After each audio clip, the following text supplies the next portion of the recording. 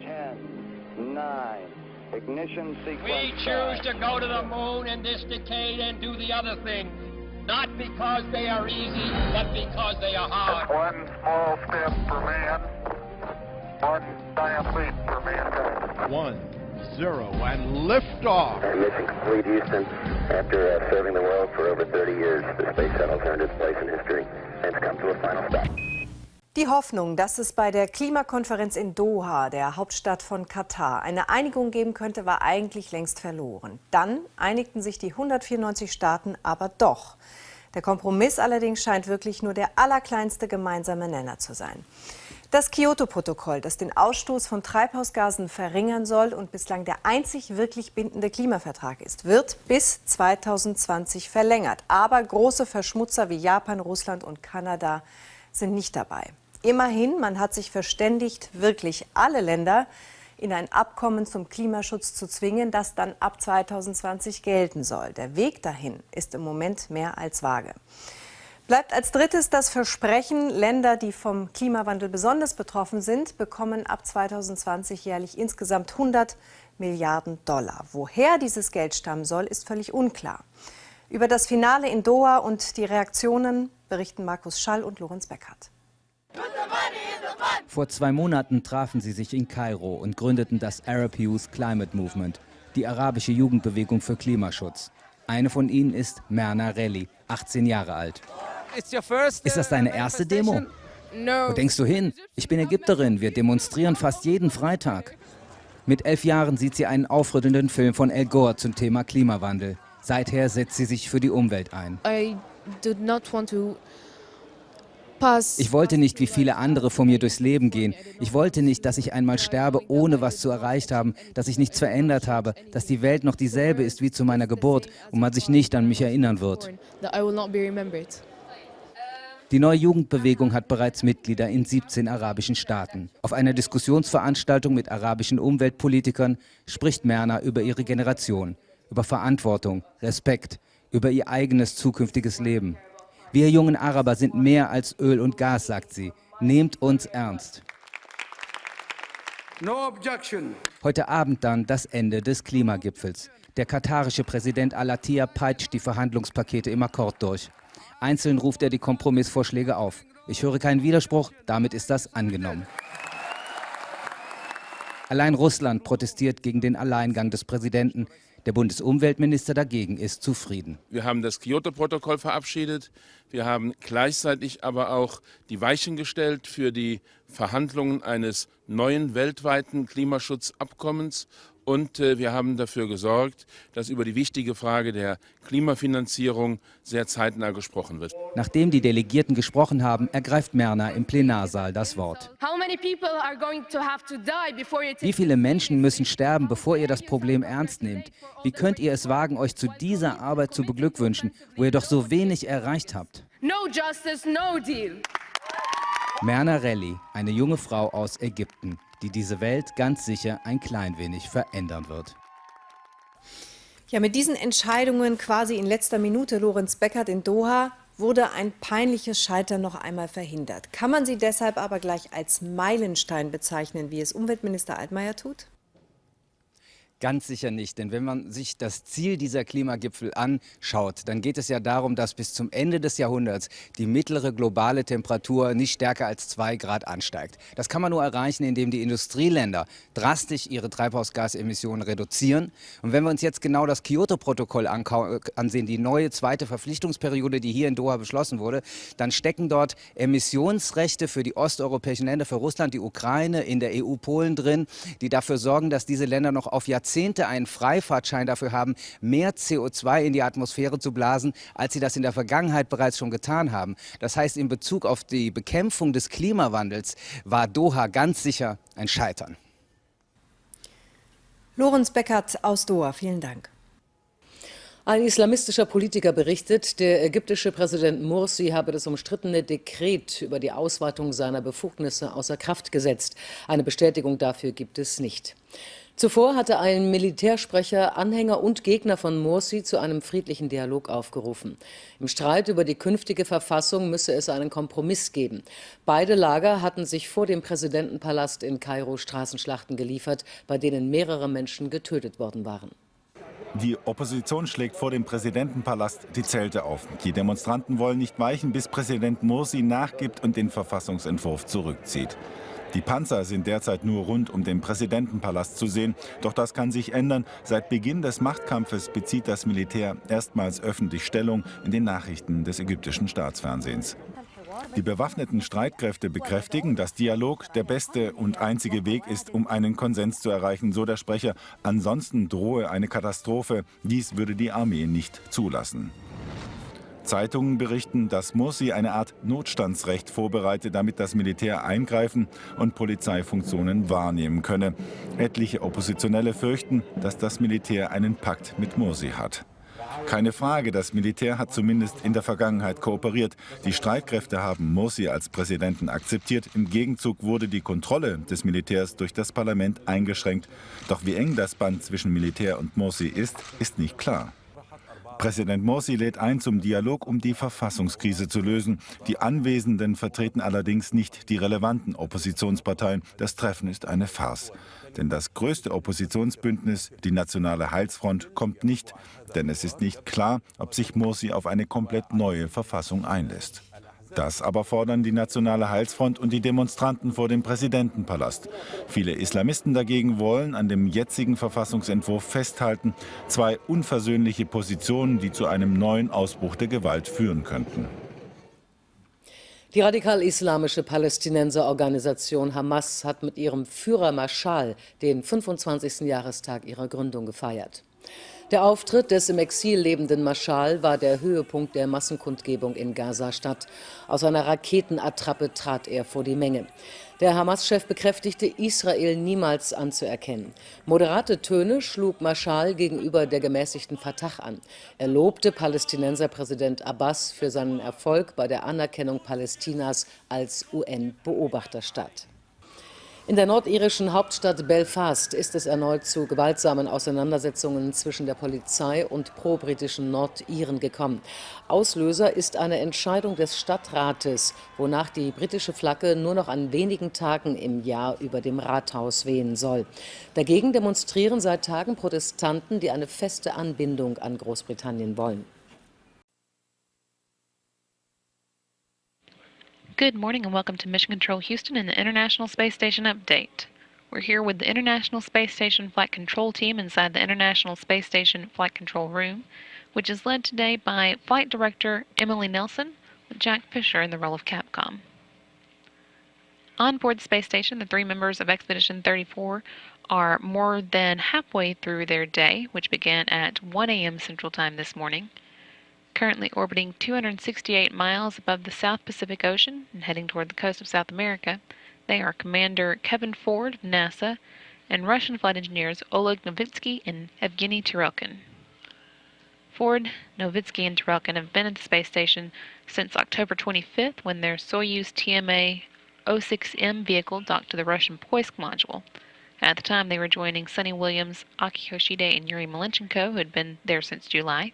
However, those 3 crew members left last month, and Ford, Novitsky, and Turelkin have been alone at the station since then. That won't be the case for much longer, however. Next week, they'll be joined by the remainder of the Expedition 34 crew, Chris Hadfield of the Canadian Space Agency, Tom Marshburn of NASA, and Roman Romanenko of Russia. Hadfield, Marshburn, and Romanenko are scheduled to launch on December 19th at 6:12 a.m. Central Time from the Baikonur Cosmodrome in Kazakhstan, and they're already there in Kazakhstan awaiting their departure. Today they've been brushing up on their launch to docking flight plan, but over the weekend they also took part in a traditional flag-raising ceremony on the grounds of their crew quarters at the Cosmonaut Hotel in Baikonur.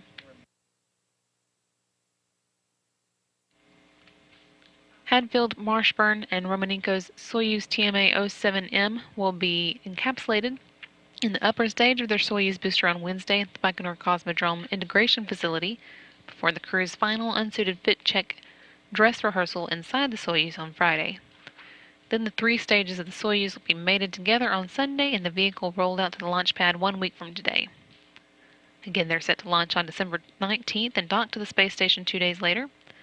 While they wait for the rest of the crew's arrival, Ford, Turelkin, and Novitsky are keeping busy. In particular, Ford today has been spending time working with Robonaut 2, the crew's robotic crewmate. Robonaut came to the station on board Space Shuttle Discovery as part of the STS-133 mission in February of 2011. It's made its way through its initial checkout and today was scheduled to do some work with its task board, working with 3 different types of valves, basically to check on its hand-eye coordination. Ford, you can see here, inside the Kibo laboratory, was also spending some time at the aquatic habitat. It's home of the space station's fish experiment. He was working to monitor its water quality and make sure that it's providing a good home for those fish. And his Russian crewmates, Turelkin and Novitsky, were unpacking the Progress 49 vehicle and taking inventory of the Russian segment's tools and hardware. And for those interested in nitty-gritty space statistics, today also marks the 4-year anniversary of the U.S. segment's waste and hygiene compartment, the space toilet. According to flight controllers, it's now been used more than 26,400 times. And that's what's been going on in space today. This is Mission Control Houston.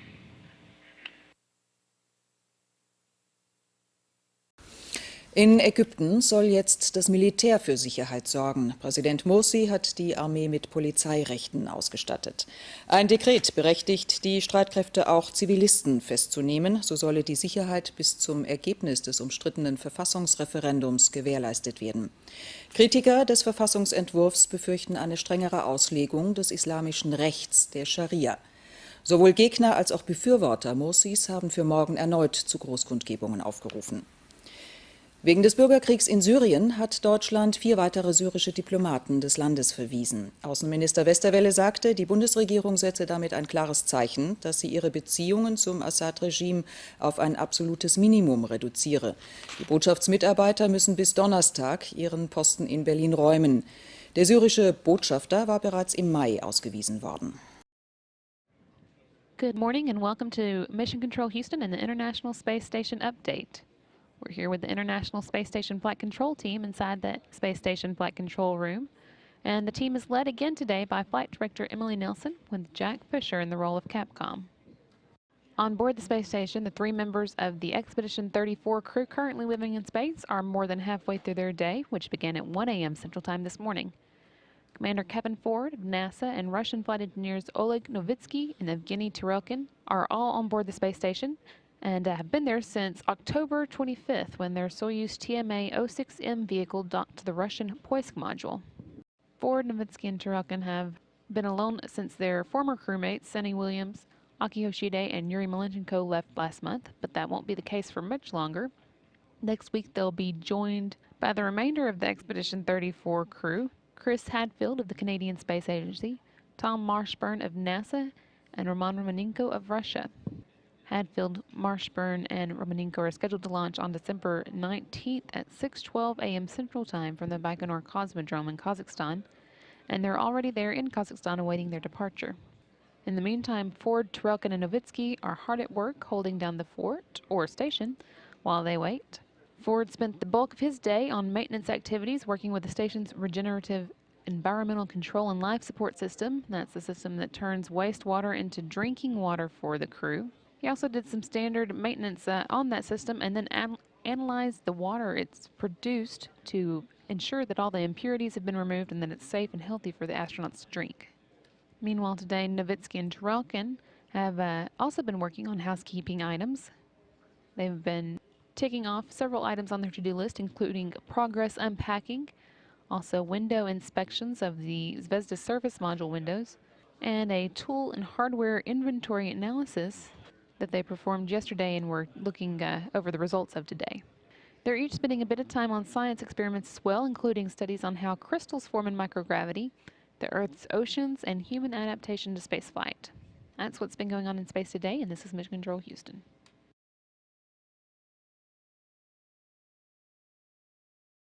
Good morning and welcome to Mission Control Houston and the International Space Station update. On board the space station, the 3 members of Expedition 34 are more than halfway through their day, which began at 1 a.m. Central Time this morning. Commander Kevin Ford of NASA and Russian flight engineers Oleg Novitsky and Evgeny Tarelkin are all on board the station this time. They've been there since October 25th when their Soyuz TMA-06M vehicle docked to the Russian Poisk module. Ford, Novitsky, and Tarelkin have been alone at the station since half of their crew returned to Earth last month, but that won't be the case for much longer. 1 week from today, they'll be joined by the remainder of the Expedition 34 crew, Chris Hadfield of the Canadian Space Agency, Tom Marshburn of NASA, and Roman Romanenko of Russia. Hadfield, Marshburn, and Romanenko are scheduled to launch on December 19th at 6:12 a.m. Central Time from the Baikonur Cosmodrome in Kazakhstan, and they're already there in Kazakhstan awaiting their departure. In fact, their Soyuz TMA-07M spacecraft was encapsulated in the upper stage of the Soyuz booster just today. In the meantime, Ford, Tarelkin, and Novitsky are staying busy while they wait. Ford worked with a couple of different experiments today, starting with the combustion integrated rack, which holds the fluids and combustion facility. Ford was replacing the multi-user droplet combustion apparatus in preparation for upcoming experiment work, and now he'll be spending most of his afternoon working with the Spheres experiment, which today is going to involve using the Spheres satellites controlled by a smartphone to carry out simulated surveys of the inside of the space station. On the Russian side of the station, Novitsky and Tarelkin are working on their own experiments, one of which looks at human adaptation to life in microgravity, and another that studies leak detection methods in space. That's what's going on in space today, and this is Mission Control Houston. It's midday here in London, 2 o'clock in the afternoon in Cairo, and 9 in the evening in North Korea, where the country has been swept up in enormous joy, according to the government there. That's because Pyongyang says it's carried out a successful rocket launch as part of what it calls a peaceful mission to put a satellite into orbit. That's not how the US and its allies see it. They say it's a disguised ballistic missile test that violates UN resolutions. The White House has warned of consequences. From Seoul, Lucy Williamson. The smiles beaming out from North Korea's television news told the story, as the state broadcaster confirmed what it called the successful launch of North Korea's satellite into orbit. A slogan which filled the screen afterwards read, "North Korea delivers on its stated goals." Analysts around the world had been studying satellite pictures of the launch site for days, but this still managed to take the world by surprise. 2 days ago, North Korea said it had run into technical problems and was extending the launch window by a week. Technical problems led to the failure of its previous launch last April, when the rocket exploded moments after takeoff and fell into the sea. This apparent success will boost the standing of the country's new young leader. Kim Jong-un has been in power less than a year. This is the second time he's disobeyed his principal backer, China. Here in Seoul, the news brought senior US and South Korean officials to emergency meetings. Washington has described the launch as highly provocative. South Korea has called it a threat to global peace. Both have said there will be consequences. Japan, meanwhile, has called it intolerable, saying that it would lodge a strong protest. The question is, what happens now? South Korea has said Pyongyang will have to pay a price for any launch, and the UN Security Council is expected to meet on Wednesday. This launch may have been a technical success, but diplomatically, it's anything but. The shock of this success is itself cause for celebration in Pyongyang. North Korea's state media presented it as a tribute to the country's former leader, Kim Jong-il, who died a year ago next week. What better time for the country's new leader to present North Korea as the strong and prosperous nation it had promised its people it would become this year. Lucy Williamson, BBC News, Seoul. And Lucy's in Seoul now. We can speak to her. Lucy, swept up in enormous joy is quite a statement from the North Korean government about the people. Nonetheless, do you think this is seen as a real morale booster? I think it's probably one of the only morale boosters they've got at the moment.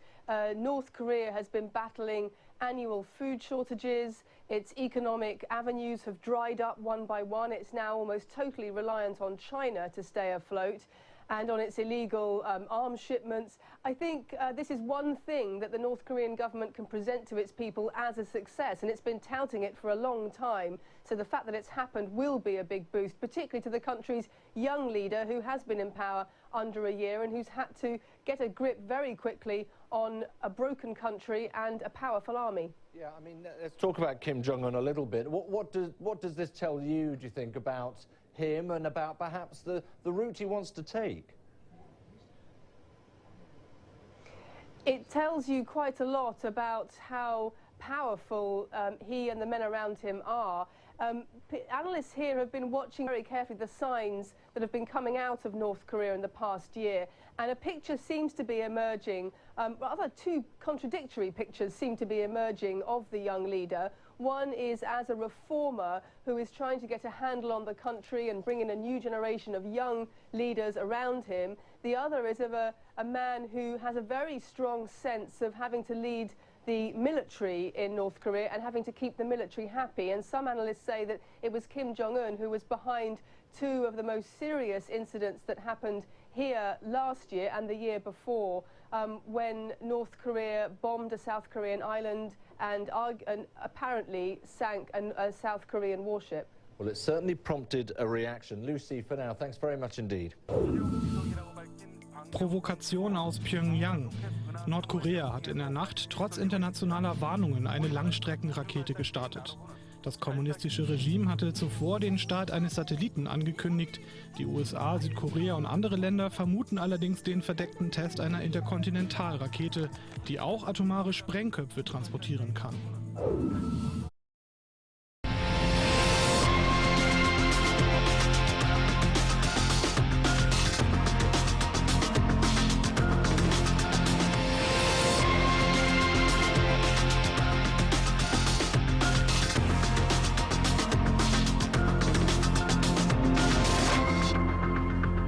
It's a move that took world leaders by surprise and prompted an international outcry. North Korea says it has successfully launched a rocket and put a satellite into orbit. And you'll remember just 2 days ago, North Korea announced it was extending the launch window due to a, quote, technical deficiency in the engine module. But earlier today, North Koreans heard this announcement on state TV. On December 12th, the second version of satellite Kwangmyongsong-3 successfully lifted off from the Sohae Space Center in Chollsan County, North Pyongan Province by carrier rocket Unha-3 on Wednesday. The long-range rocket was launched from the Sohae Space Center in the western part of North Korea. The Japanese government says it then soared over Okinawa. It says one part of the rocket landed in the sea off the Korean peninsula, a second part fell into the East China Sea, and a third part dropped into waters near the Philippines. But that was disputed by the North American Aerospace Defense Command, which says the second stage fell near the Philippines. But acknowledged the apparent success of the mission, saying that the rocket deployed an object that appeared to achieve orbit. Paula Hancock joins us now live from CNN Seoul. And Paula, earlier we just heard from a very elated state TV anchor declaring this a successful launch. But what is the reaction? What is the reaction among the people inside North Korea? Well, what we're seeing, Christy, from North Korean television is that there has been dancing in the streets of Pyongyang. We've seen what appears to be spontaneous applause when loudspeakers announced that this missile, this rocket launch, I should say, was successful. And also we've heard many people talking about how happy they are. Now, of course, before we listen to the North Korean people talk about how happy they are, well, I have to preface it with the caveat that this is the kind of regime where you cannot speak freely on the streets, and it is inevitable that people will say that they are very happy. Many of these people may be, but you do have to take that into consideration when you listen to what the residents were saying. Is it real? I phoned up the newspaper offices to ask them. We were all dancing and cheering. People were saying today is such a happy day and we should all celebrate it together tonight. At midday today, I heard the news and cried out loud with joy. It goes to show our military power. Our scientists have brought joy to our great general. I will raise my child to be like this scientist who bring joy to our general.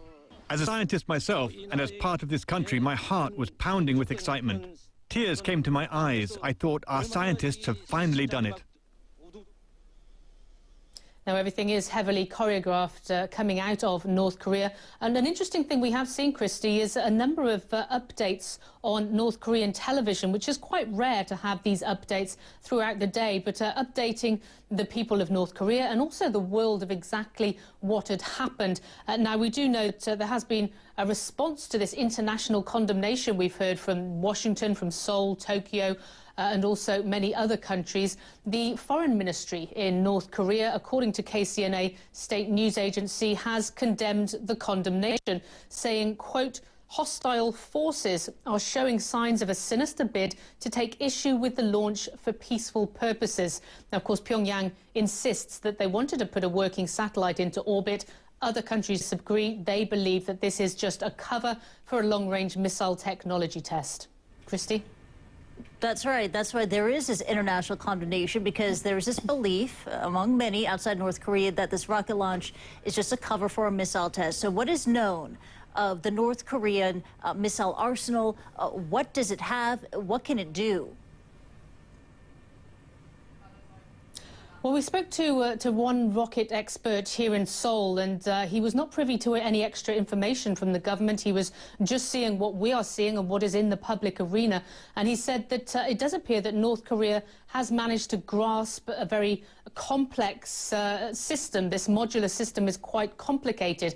And he also believes that they could now have the technology to be able to develop a rocket which could reach the other side of the world, including the United States. And of course, this isn't any extra information he has, but he says if in fact it was the resounding success today that North Korea claims it was, it does show that they are grasping this ICBM, the Intercontinental Ballistic Missile technology, which much of the world, including the United States, simply does not want North Korea to have. Christy? All right, Paula Hancock's joining us live from Seoul. Thank you. Getting any insight at all into North Korea's motivation is tough. Even those reactions from apparently ordinary North Koreans you just heard, that came from state media. But when North Korea's last rocket attempt ended in failure, foreign media were inside the country to cover it at the government's invitation. Now, CNN producer Tim Shorts was there, and he shares his impressions of what it's like to be at a North Korean rocket launch. North Korea is very, very wary of journalists. They hardly ever invite them into the country. When they do, they show them very controlled the images they want to see and nothing sensitive. So it was amazing that they decided to invite over 100 journalists to one of their most secret places, the heart of their space program, the Sohae satellite launch station. It was a strange journey up to the launch site.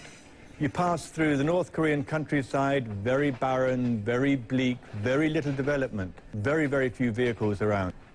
People dressed quite shabbily, just looking at our train as it went past.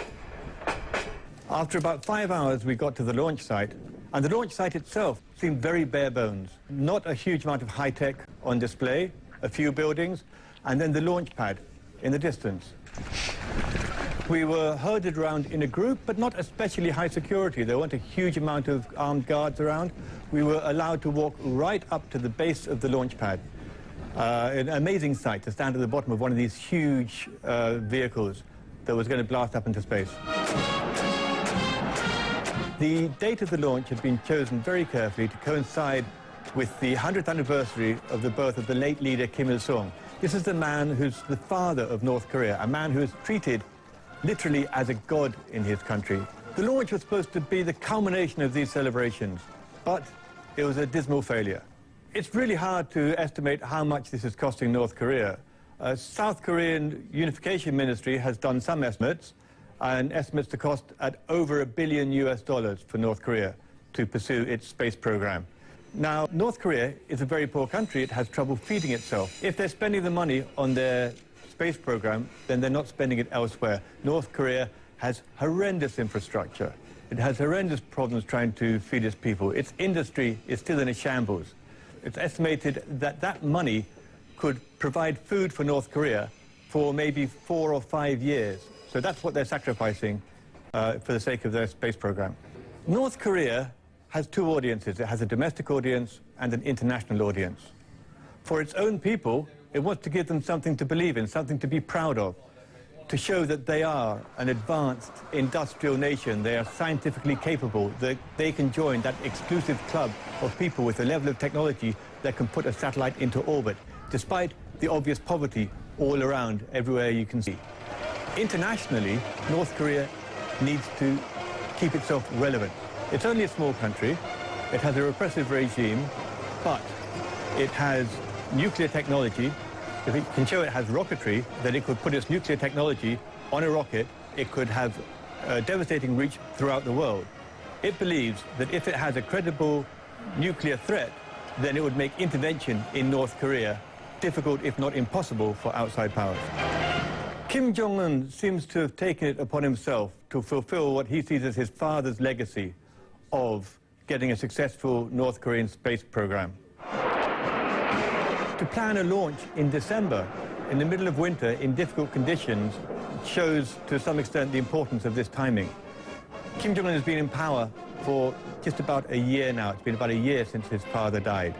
I think there's a strong feeling that he'd like to fulfill that legacy within that year, to bolster his image at home among the people, to show that he is a fitting successor to his father. As you heard there in Tim's report, North Korea spent a hefty sum on its space program this year. And to break it down, here are the estimates from South Korea's Ministry of Unification. It says today's launch and the failed April mission cost about $600 million. The Sohae launch site itself cost around $400 million, and other related facilities cost around $300 million. And when you add it all up, the ministry says the total spent to be around $1.3 billion. That's equivalent to the cost of 4.6 million tons of corn, which could mean around 4 to 5 years of food for a country struggling to feed its citizens.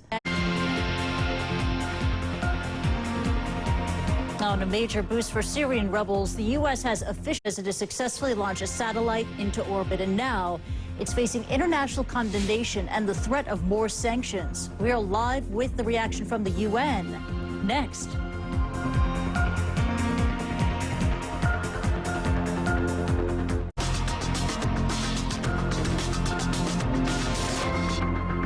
I'm Christy Lustad in Hong Kong. You're watching Newsstream, and these are your world headlines. North Korea has launched a long-range rocket defying UN resolutions. Pyongyang says it successfully placed a satellite into orbit. North American Aerospace Defense Command, or NORAD, says the rocket does appear to have deployed some kind of object into orbit. U.S., Korea, and Japan are leading international condemnation of North Korea's rocket launch. China is often thought to be North Korea's main ally, but now it too has expressed regret over North Korea's decision to launch and urged everyone involved to stay calm. China has taken notice of relevant reports on the satellite launch and has noted relevant parties' reactions. We have expressed regret to North Korea's decision to launch despite concerns among the international community. China has always insisted on bringing peace and stability to the Korean Peninsula through multilateral dialogue. We hope relevant parties stay calm in order to maintain peace and stability on the Korean Peninsula. The Japanese government says after takeoff, the North Korean rocket passed over Okinawa. Alex Zolbert has a reaction from Tokyo.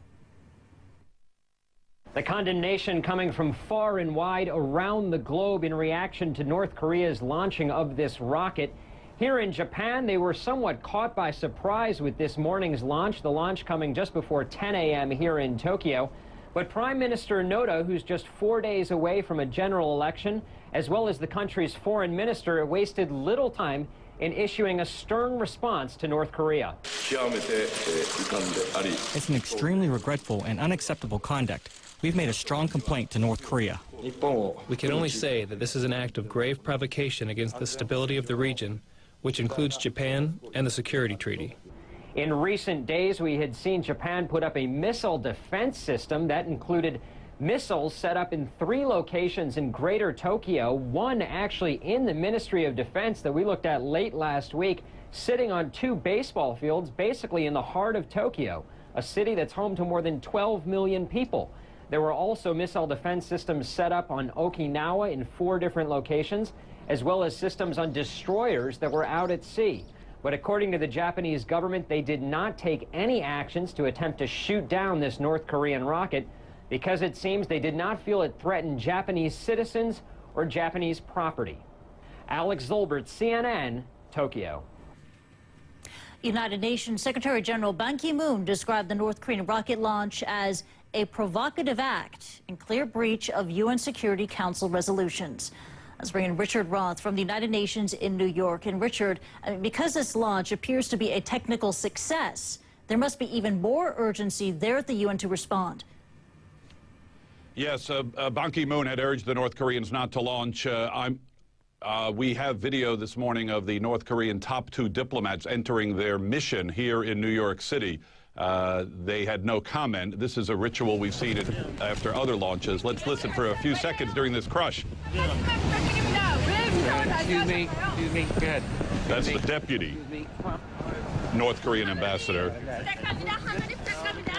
You'll soon see Sin Son-ho, the United Nations North Korean ambassador, come in. A few video of him after his deputy got through that gauntlet. A lot of Asian regional cameras here, of course, always heavy interest.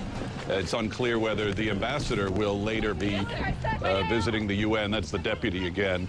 The Security Council, how many times over the last few years, of course, has condemned North Korea launches and warned the North Koreans not to do anything, any testing of any type.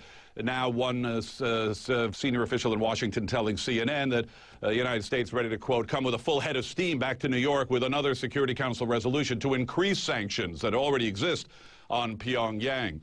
One North Korean analyst, one analyst who has watched North Korea closely, who was recently in Pyongyang, told me the other day about the technology that North Korea has and what its goals might be. The technology to put a satellite into space is essentially the same as to put a warhead into another country. The North Koreans clearly have been not launching satellites. They've never put one into space, despite what they've said. They are just testing their ballistic missiles. And a launch, whether it's successful or not, advances North Korean technology, which means that the North Koreans and the Iranians are also advancing their technologies because they run a joint missile program. Various UN Security Council sanctions reports always mention North Korea parts, missiles, other things getting to other countries far across the globe. Christy, no timetable on any Security Council meeting yet regarding North Korea's successful launch. Undoubtedly, in the next 24 to 48 hours, there will be some sort of meeting in action here in New York. Christy. As Japan has called for an emergency meeting. Now, whenever we talk about sanctions, we have to talk about Russia and China. I mean, both countries, they warned North Korea not to go ahead with the launch, but the launch happened anyway. But would Russia and China allow a new resolution?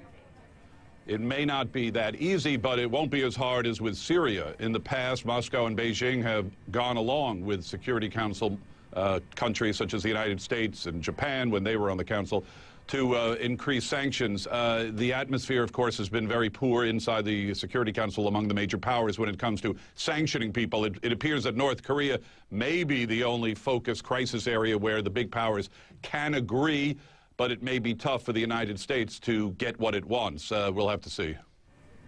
All right, Richard Roth joining us live from New York. Thank you very much indeed. The North Korean rocket launch. Again, earlier today, North Korea said it successfully launched a rocket that has put a satellite into orbit. Their first pictures of the rocket launch, perspective from Mission Control there inside North Korea. On this rocket launch, it was a move that surprised and enraged the international community. Just a few days ago, North Korean state TV reported that the government extended the window for a launch. But today, this happened. North Koreans in the world, they woke up to this announcement. North Korea had successfully launched a rocket into orbit, and it was a fact confirmed in part by NORAD. They had confirmed that the rocket deployed an object that appeared to achieve orbit. Again, on your screen, you're looking at the very first video we've received of the North Korean rocket launch. Now, time for a look at the world weather forecast and cold temperatures in the UK. Let's go to Mari Ramos at the World Weather Center for that. Mari. Hey, Christy, you know, this cold air has invaded not just parts of the UK, but all the way down into portions of the Mediterranean. Let's look at the temperatures first of all. Look at that, -2 right now in London, and that's where you have some of the bigger travel delays right now, at least air-wise, and those are kind of spreading across Europe very quickly. Let's go ahead and roll the pictures from London. Fog. Yeah, that's a concern. What happens is you get these tiny little droplets of water, fog. It's kind of fog that we see all the time. But what happens is, with the temperatures below freezing, whenever they touch something like an airplane or a runway or a car or a windshield or a tree or a power line or anything at all, they freeze on contact and it forms rime, which is very thick ice. Almost, it looks like feathers sometimes when you see it. It's not frost, it's rime. And it's a very serious stuff. So the delays began early in the morning, not just at the airport, but also on the roadways. There were several hundred flights that were canceled overall, and even now they're still looking at about a 2-hour delay according to Eurocontrol right at Heathrow Airport. And that's Heathrow. Let's go ahead and roll the other pictures. This is Austria. They had record-setting snowfall. About half a meter of, I should say, yeah, about 50 centimeters of snow. Half a meter of snow fell in the last 24 hours. That's a brand new record for this area. They have been working double time to try to clear the roadways in this area. It's going to be great once the skiers get to some of these regions, but for now, it is not fun at all, and there are huge delays across that entire region. Come back over to the weather map over here. Let me show you. As we head farther to the south, -3 in Milan, -3 in Belgrade. In this area across southeastern Europe, we'll continue to see some pretty significant snowfall as we head through the next 24 hours. I showed you this picture from Ukraine yesterday from Alex, and similar situations again today. They were expecting an additional 15 centimeters of snow. This is in France. Also looking at the deep freeze in this area with very high snowbanks and more snow on the way. And in Germany, a similar situation. I love the way the trees look there in the background. It almost looks a bit surreal, but definitely not easy getting around. Very dangerous driving conditions across the region. So in Berlin, we'll keep on stacking the snow a few centimeters at a time. It's going to be more significant, though, as we head across southeastern Europe. As you can see here, Kiev, another 18, Bucharest, another 28, Belgrade, another 6 centimeters of snow. And I want to switch gears and show you something a little bit different. Let's head to space, Christy. I don't know, I think you'll like this story. This is doesn't look like much there, but basically you're looking at a track of an asteroid that passed between the Earth and the Moon. And you say, what? I didn't know about this. Well, the thing is, nobody really knew about this until a couple of days ago. And this 36.5-meter wide asteroid was a bit of a surprise. It actually caused a minor eclipse that could only be seen with a telescope. But they said they only knew about it 2 days ago. And it's going to make another go-around in about 2.5 years. So if you missed it this time, we'll know about it next time. Back to you. That was a close call. Well, thanks for the heads up. Sure. 2 years from now. All right. Mari Ramos there. Sure. Thank you.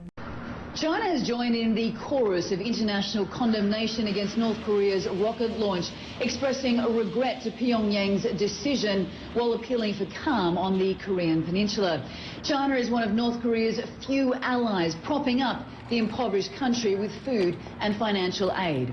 And it's because of this close relationship that the international community places pressure on China to use its economic leverage to stop North Korea from developing its nuclear weapons program. In fact, just 2 weeks ago, China sent an envoy to Pyongyang to convince the regime not to go ahead with this rocket launch. If an undertaking was given, then this act of defiance is a major embarrassment for the Chinese government. It will be interesting to see if there's any ramifications this time round of the relationship between the two countries will change when China's new leader Xi Jinping becomes president officially in March of next year. Anna Corin, CNN, Beijing. Now, with the latest from the International Weather Center, Mari, white Christmas for some. I don't think this stuff will have melted by Christmas time, definitely, especially across Eastern Europe, because we don't see any real big warm-up headed their way, and we don't want all this snow to melt all at the same time. Let me show you some of the totals that we have. This is a big deal. Look at this. Bucharest, they've had 20 centimeters of new snow in the last couple of days. So now their snow depth on the ground, they have about 28 centimeters of snow. In Belarus, in Minsk, they have 10 centimeters of new snow, 23 total. And Kiev is the one that really surprised me, because this is a lot of snow for you guys this early in the season. 19 new centimeters of snow. The depth now is 45 centimeters. And it is just a mess pretty much anywhere you look. I want to show you some pictures of another record, and this is from Austria. They had half a meter of snow. The most they've had has been about 30 centimeters of snow at once. So this is a big deal. We're getting quite a bit of snowfall here. They're working overtime trying to get everything cleaned up so people could move around. You know, this is going to be good for skiers once you can get there. But right now, don't try this because it's going to be a mess. Come back over to the weather map over here. Here's more. This is from Germany. trees look beautiful, the road looks beautiful, but you don't want to be driving in this kind of weather, even if you're experienced in winter driving. Very dangerous conditions. A lot of roads have been closed down, and this is from France. So here they're having some problems too getting around, especially in that eastern side of France. And as we head over into Switzerland and northern parts of Italy. 0 in London, 1 in Paris. The deep freeze continues as we head to areas to the east, -3 in Warsaw. Even in Milan, they're shivering at -3, 11 in Rome. And look at Athens, only 10 degrees. That plunge of cold air will continue. There's still a lot of moisture in place, and the result will be even more snow. Kiev, I hate to say it, another 18 centimeters. Bucharest, another 28 centimeters. That's hard to believe. And we'll keep adding the snowfall also into parts of Germany, into Austria, northern Italy, and also into Switzerland. So a lot going on here weather-wise, and really no break expected for pretty much the rest of the week across these areas. Now switching gears and headed way up there. Let's talk about near-Earth objects. Let's go ahead and first show you the pictures. Jim, this is... Well, it's kind of hard to tell, but you're basically looking at orbital planes there. They're showing you where the planets are and where stuff is moving around. Well, there was an asteroid that passed between the Earth and the Moon. And the reason this is a big deal is because not only was it very close, that astronomers didn't even know this asteroid existed until 3 days ago. And that took a lot of people by surprise, of course. Of course, we were all safe. Nothing happened. If you come back over to the weather map, I'm going to show you something. Near-Earth objects, there's more than 9,000 of them, according to NASA. They think that there's maybe 1 million more that we haven't even discovered and don't know that they're out there, but they're trying to find them. They're called NEOs, and that includes comets, asteroids, and meteoroids that we may not be aware of. Out of all of these 9,400, there's actually some 1,300 that are considered potentially hazardous. But don't worry. Don't have to worry about that so much, because I think they say that doesn't mean that these are going to hit Earth. They're just going to be very close. Anyway, we'll take a break right here at the iDesk. Don't go away. More news in just a moment. Welcome to the program. The White House today condemning North Korea's decision to carry out a long-range rocket launch in defiance of international warnings. The U.S. says it will remain vigilant in the face of North Korean provocations. The government in Pyongyang insists the launch was a peaceful mission to put a satellite into orbit and not part of a nuclear missile program. Here's our diplomatic correspondent, James Robbins. The moment of launch, according to pictures released by North Korea. Their three-stage rocket blasts off successfully this time. A triumph for them, a problem for the outside world. Suspicious, this is cover for a long-range missile program.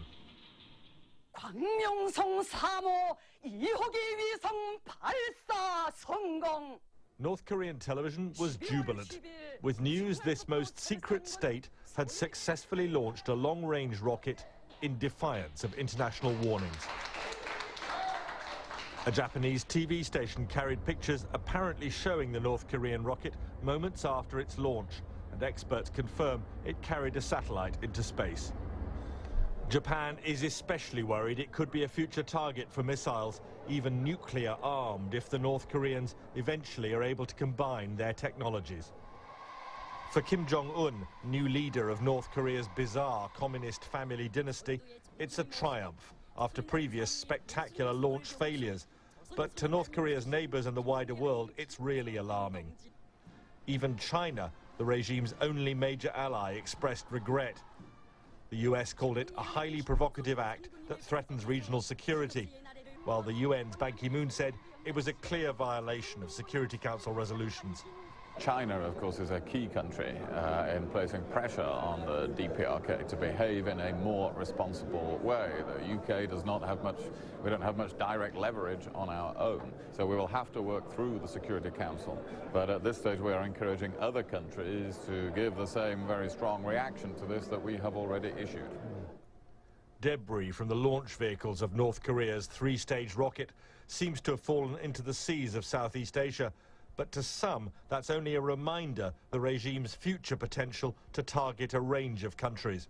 It seems like, given the rocket launch today and the ability of the North Koreans to maintain their isolation, it seems an unlikely prospect under the current regime that they will open up their society, their economy, any of their structures to the outside world. As North Korea's rigidly controlled populations celebrate, some American experts believe Iran cooperates in the rocket program, with each country helping the other. Whatever the truth of that, the world undoubtedly feels a bit less safe. James Robbins, BBC News. And later on here on The Hub, we'll have more on the implications of that launch today. We'll be talking to the security expert Andrea Berger, who's recently returned from Pyongyang. We'll also gauge reaction in Seoul with our correspondent Lucy Williamson. We move on. The smiles beaming out from North Korea's television news told the story, as the state broadcaster confirmed what it called the successful launch of North Korea's satellite into orbit. A slogan which filled the screen afterwards read, "North Korea delivers on its stated goals."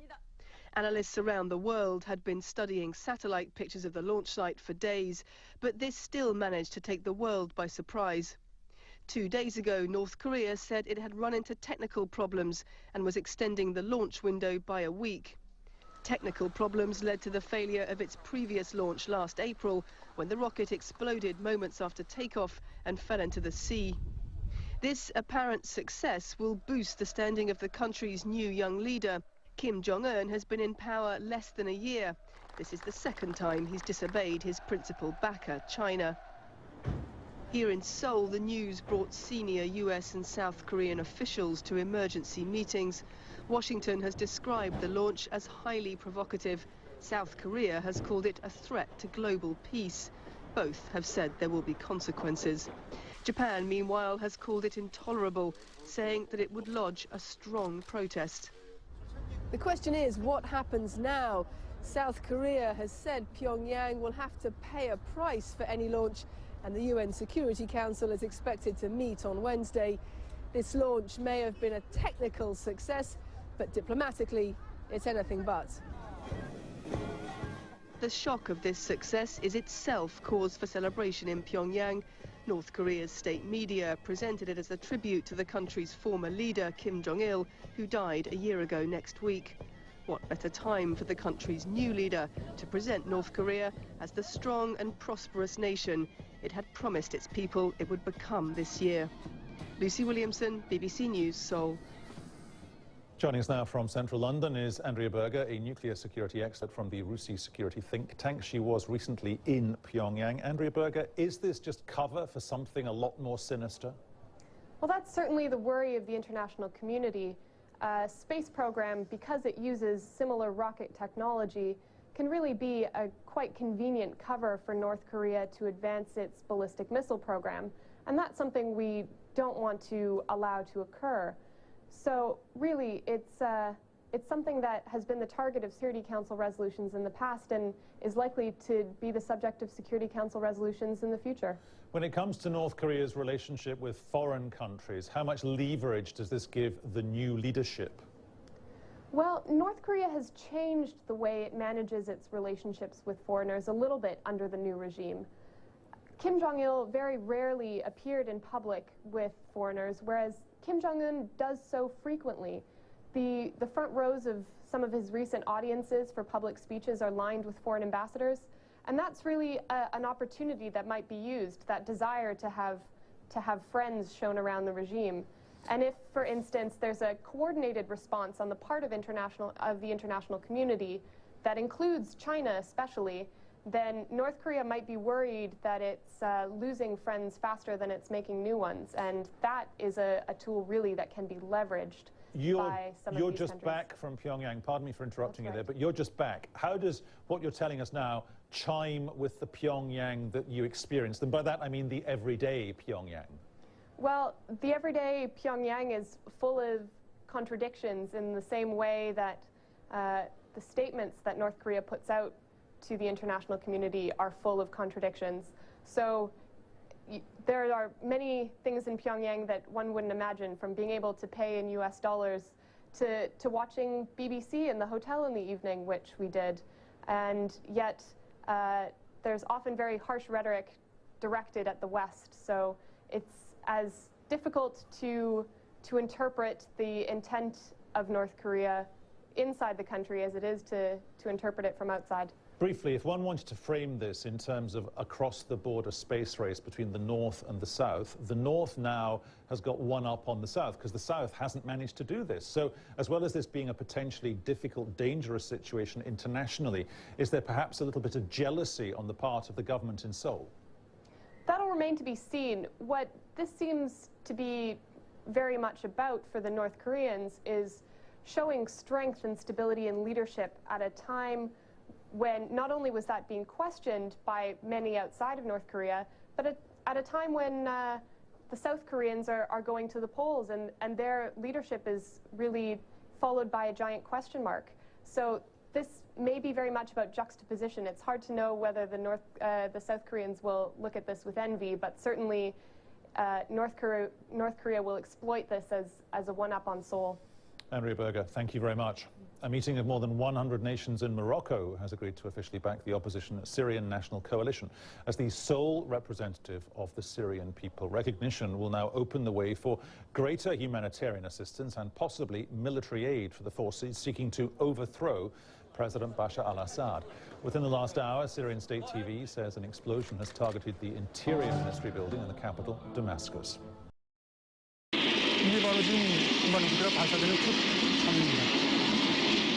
There was very little fanfare, and the launch caught the region off guard. In fact, there was talk perhaps that some Western nations were not expecting this right away. Just a few days ago, North Korea said that it would be delayed as well. CNN's Paula Hancock is in Seoul with reaction from both sides of the border. Dancing on a street in Pyongyang, the day North Korea claims it sent a satellite into orbit. The response from residents, and surprisingly patriotic. The successful launch of the satellite has sent a shockwave to the whole world, this man says. I heard the news, says this woman, and cried with joy. It shows our military power, and our scientists brought so much joy to our great general. I will raise my child to be like them. A few heard the news from loudspeakers, others from a television announcement that can only be described as jubilant and triumphant. The scientific and technological satellite is fitted with survey and communications devices essential for the observation of the Earth. Pyongyang insists the program is peaceful. The United States, South Korea and others disagree. They consider the launch to be a cover for testing ballistic missile technology. North Korea's foreign ministry rebuffed the criticism, saying hostile forces are showing signs of a sinister bid to take issue with the launch. Concern on the streets of Seoul was more low-key. Confrontation is never good, says this Seoul resident. It causes military tension, but I think North Korea just wanted to show off. True to form, North Korea paid more attention to its domestic agenda. South Korea's defense ministry says the North's leader, Kim Jong-un, needed to cement his control 1 year after he succeeded his father. Experts add he needed to prove himself to the military. After having purged all the key figures over the last several months, he had to show the army that he was still in command. And he had to show the people that despite the fact that North Korea was doing very poorly economically, they had the right to stand up against so-called imperialist forces, but they wanted to send a very strong message to the army that I'm with you. Add to that the upcoming anniversary of the death of his father and former leader Kim Jong-il, and the centenary of the birth of his grandfather, North Korea's founder Kim Il-sung. The timing was critical. One rocket expert here in Seoul tells CNN that North Korea appears to have grasped a complicated modular system and might now have the technology to develop a rocket that could reach the other side of the world, including the United States. Paula Hancock, CNN Seoul. Well, this launch is so contentious that even North Korea's ally, China, is expressing, quote, regret. CNN's Anna Koren reports from Beijing on what may be driving China's disapproval. China has joined in the chorus of international condemnation against North Korea's rocket launch, expressing a regret to Pyongyang's decision while appealing for calm on the Korean peninsula. China is one of North Korea's few allies propping up the impoverished country with food and financial aid. And it's because of this close relationship that the international community places pressure on China to use its economic leverage to stop North Korea from developing its nuclear weapons program. In fact, just 2 weeks ago, China sent an envoy to Pyongyang to convince the regime not to go ahead with this rocket launch. If an undertaking was given, then this act of defiance is a major embarrassment for the Chinese government. It will be interesting to see if there's any ramifications this time round, or if the relationship between the two countries will change when China's new leader Xi Jinping becomes president officially in March of next year. Anna Corin, CNN, Beijing. Well, the U.S. is keeping close tabs on what was initially being called an object that North Korea launched into space. It seems that now defense officials are more convinced that it is some sort of a rudimentary communications satellite. We'll have more on this live from the Pentagon, the view from the U.S., if you will, a little bit later this hour. China ist überzeugt, dass die Reaktion des UN-Sicherheitsrates umsichtig und moderat ausfallen sollte, um die Stabilität in der Region zu gewährleisten und um eine Eskalation der Lage zu vermeiden. Der UN-Sicherheitsrat wird sich wohl heute noch mit dem Start beschäftigen. Denn mit UN-Resolution 1874 ist es Nordkorea verboten worden, Langstreckenraketen zu testen. Vor allem die USA und ihre Verbündeten befürchten, dass diese Raketen in Zukunft Atomsprengköpfe transportieren sollen, die dann auch die USA bedrohen. Nordkorea aber spricht von friedlicher Nutzung. Mit dem Start hat Nordkorea der internationalen Gemeinschaft einmal mehr vorgeführt, wie macht- und zahnlos sie ist. Solange China als Vetomacht im Sicherheitsrat nicht ernsthaft Druck auf den kleinen kommunistischen Bruder ausübt, wird der weitermachen wie bislang. You know, North Korea, despite its failures, continuing to make some progress along those lines, and the fact that you have potentially other nations as well, potentially working with them.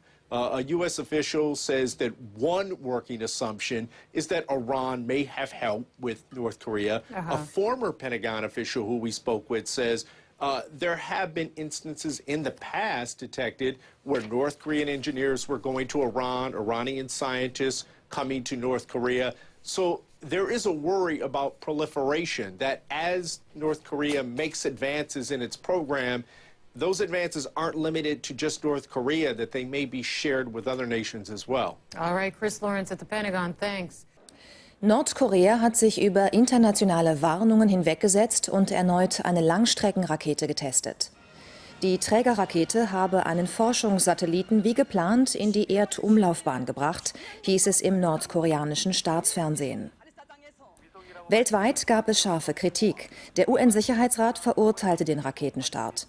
Der Westen vermutet dahinter einen Test für das nordkoreanische Atomprogramm. In einer pompösen Inszenierung hat Russlands Präsident Putin im Kreml die erste Rede seiner neuen Amtszeit an die Nation gehalten. Er sprach darin von fehlendem Nationalstolz und forderte mehr patriotische und kinderreiche Familien, um Russland zukunftsfähig zu machen. Nach dem zuletzt härteren Vorgehen gegen die Opposition sagte Putin, dass Russland nicht den Weg zum totalitären Staat einschlagen werde.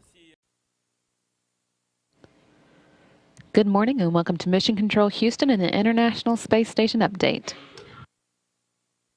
We're here with the International Space Station Flight Control team inside the Space Station Flight Control room. And Emily Nelson is the day's flight director, as she has been all week. Sitting beside her today is Capcom Kate Rubens. On board the space station, the 3 members of the Expedition 34 crew are more than halfway through their day, which began at midnight Central Time. Commander Kevin Ford of NASA and Russian flight engineers Oleg Novitsky and Evgeny Tarelkin are all on board the space station. They have been since October 25th, when their Soyuz TMA-06M vehicle docked to the Russian Poisk module. Now on their 50th day at the station and their 52nd day in space, they're currently orbiting 251 miles above Russia, having just passed over Kazakhstan, which is where they launched from. Ford, Novitsky, and Tarelkin have been alone at the station since half of their crew returned to Earth last month, but they are just days away now from welcoming 3 new crewmates to the station. 1 week from tomorrow, they'll be joined by the remainder of the Expedition 34 crew, Chris Hadfield of the Canadian Space Agency, Tom Marshburn of NASA, and Roman Romanenko of Russia. Hadfield, Marshburn, and Romanenko are scheduled to launch into space at 6:12 a.m. Central Time on Wednesday, December 19th, from the Baikonur Cosmodrome in Kazakhstan. And they're already there in Kazakhstan awaiting their departure. In fact, they'll participate in their final unsuited fit check dress rehearsal for launch tomorrow. Then following their launch, they'll dock to the space station on Friday. In the meantime, Ford, Turelkin, and Vitsky are staying busy while they wait. Ford worked with a couple of different experiments today, starting with the combustion integrated rack, which holds the fluids and combustion facility. After making some preparations for the task yesterday, Ford is working now to replace the facility's multi-use droplet combustion apparatus in preparation for an upcoming experiment that'll be using that facility. He'll also spend some time later in the day updating his medical proficiency training by taking a self-assessment quiz. On the Russian side of the station, Novitsky and Turelkin are spending some more time today taking inventory of the tools and hardware on the Russian side. They're also finding time for several science experiments, including one that studies the Earth's oceans and one that looks at leak detection methods on the space station.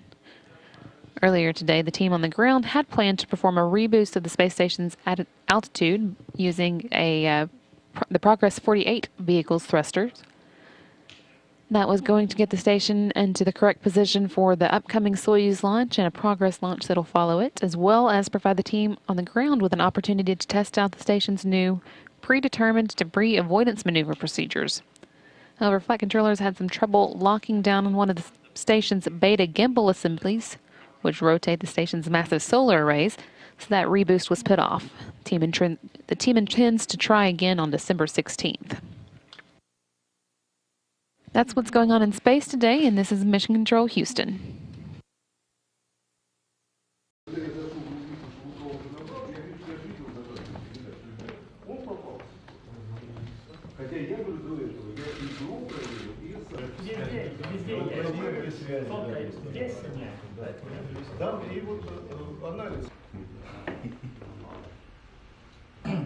Как вчера? Мы сейчас... Бульвар, Бульвар. По вам не скажешь. Самое интересное, что по вам не скажешь, что вы ящик. В одно вливается, в другое выливается.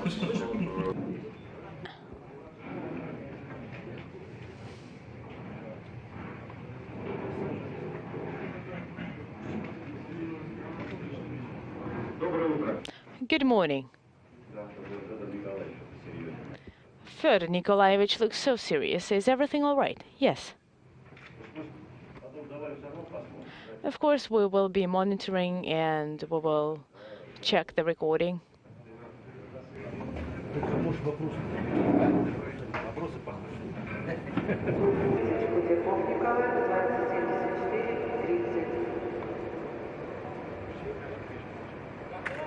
Спасибо. Привет всем. Замечательно.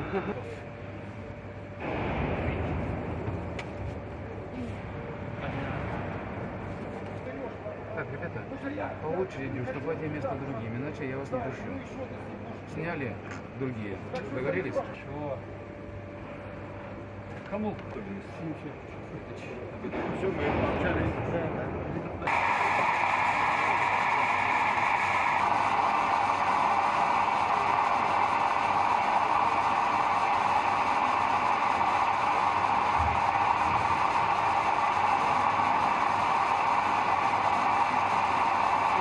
Очень хорошо видео, блин. Ну да. Динамика такая. Да, я как-то... У меня 3 штук в Москве лежит. И смотри, но брать рабочий фотоаппарат. О! Уже ничего.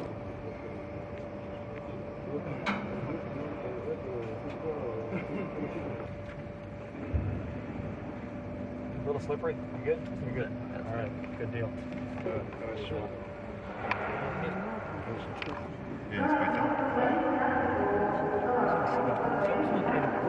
Ну, не все, но то, что надо.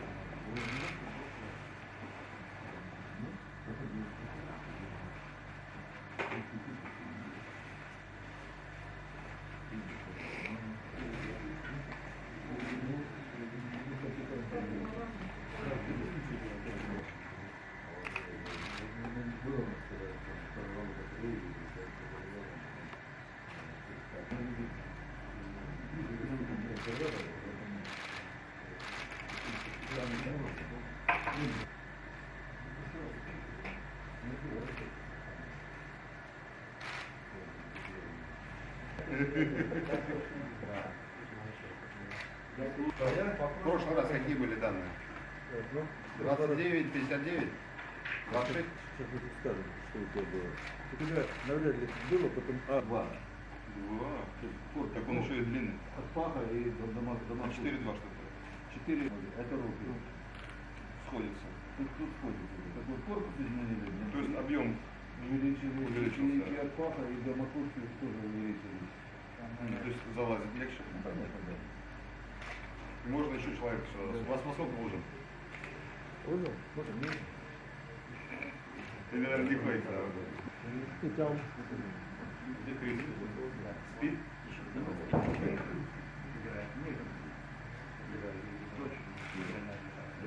Как вентиляция? Нормально? Этим мы можем облюб, потому что тесно, можем облюб. Повредить люк или повредить. Если ты там что-то нарисовал, не говори, там букашка, там муха. Здравствуйте. Здравствуйте. Это мальчик.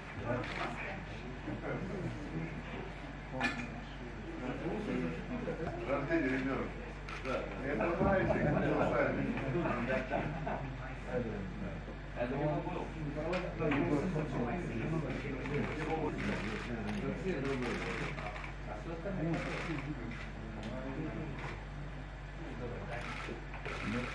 Потому что еще тяжело, знаете, когда голова влазит, это мальчик или девочка. Да.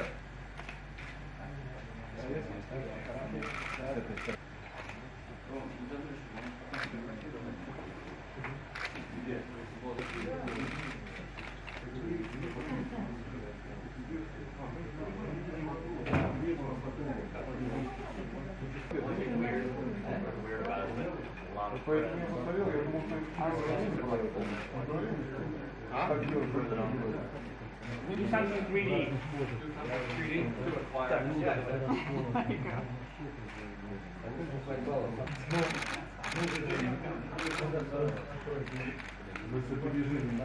На меня посмотрите.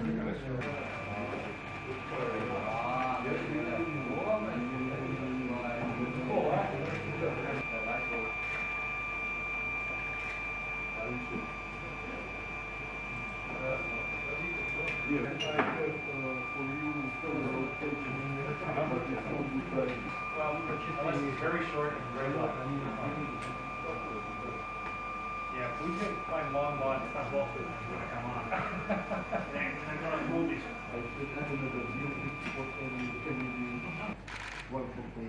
Хорошо, да.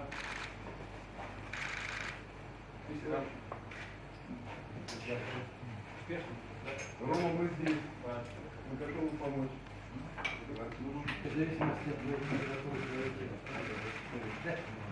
Может быть.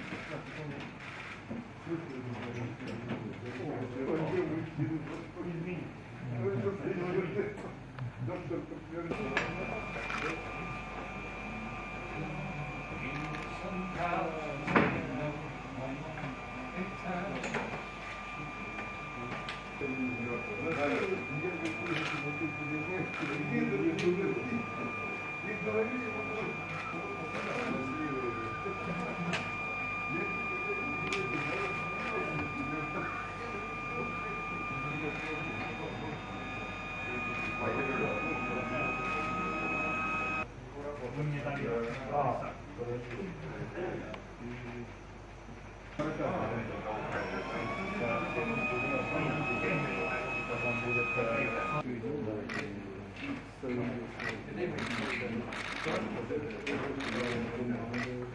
Они заберут группу, которая будет поставить. Они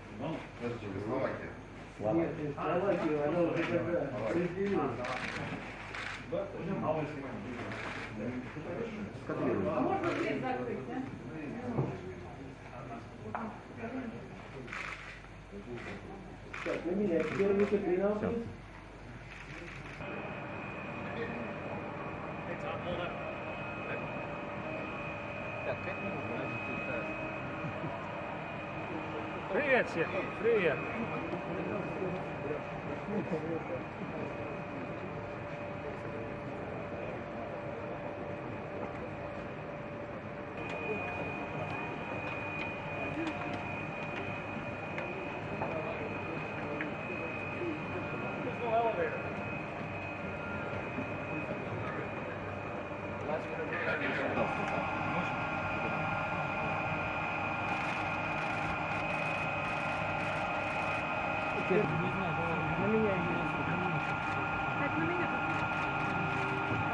На меня и рукой помашите. Привет, это горел? Да. Да. Хорошо. Ну а как, а? Настоящий хороший момент. То есть предупреждаете, что готовы получать все, что можно. Проверка основных самых важных моментов. Перед включением первого импульса, значит, второй, потом сразу включать первый.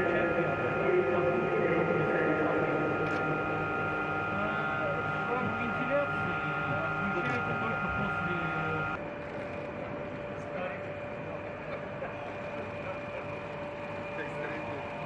Через сколько? примерно.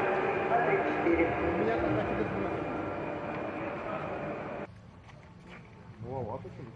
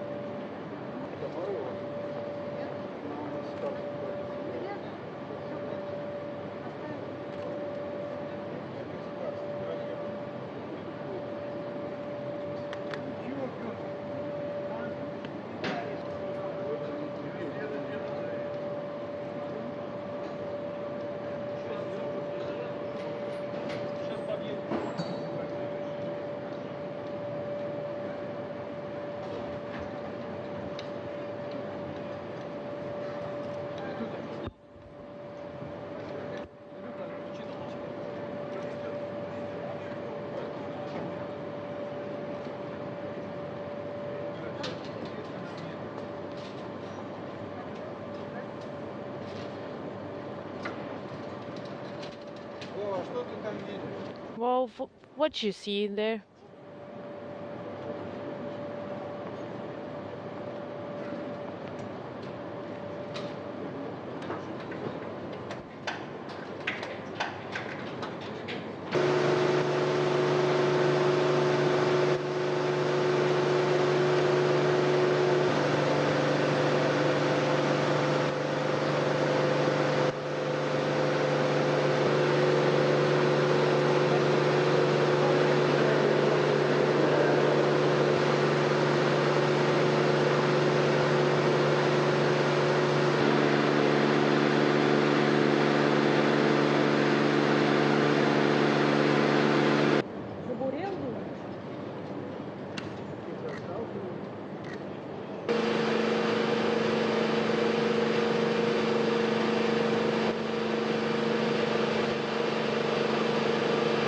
Use TMA.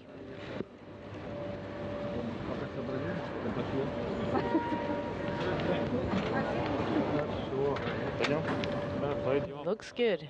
Okay, shall we go? Watch out. Watch out.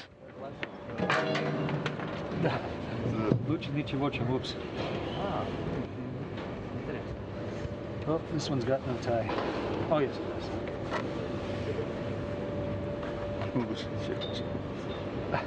There is nothing better than these boots.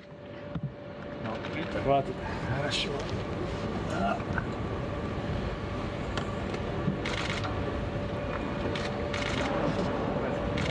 Готов, Крис? Там.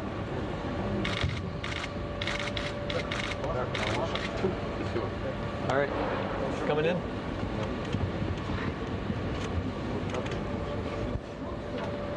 Взять ему сейчас. Ну, он сказал. Он сделает, да? То есть ему надо отдать. Grace, how did the final inspection?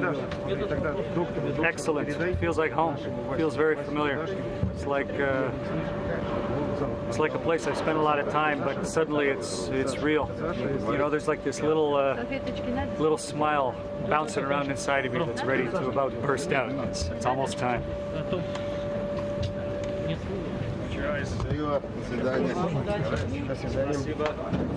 Tom, what's the feeling like when you see your spacecraft ready to fly? Oh, it's the most exciting thing in the world. You see it exactly the way it's going to be, but you're focusing a lot because you want to see everything that you need right when you get into space and know where it is so you can access it right away. Very exciting enough. Good luck. Thank you very much. Буквально 5 минут интервью. Там все. Крис, говорят, будут... They say that there will be a whole plane from Canada of farewell wishes. There will be so many people to see you off. Well, as you know, we don't get to fly to space very often. I've been an astronaut for 20 years and I flew only twice. So I don't know when my next mission is going to be. So that's why there will be a whole plane of people to see me off. Besides, it's almost Christmas, so everybody is going to be exchanging presents, because Christmas is a family holiday for us. And it is very important for me. I'm so excited about the mission. Put your hands together. Thank you. Thank you very much. Thank you.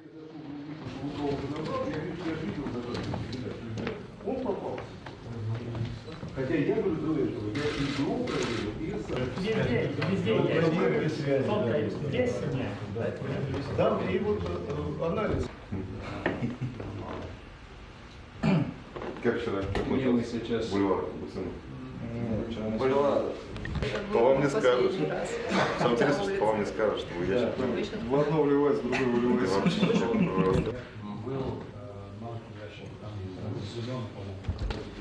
Закончим, вышли.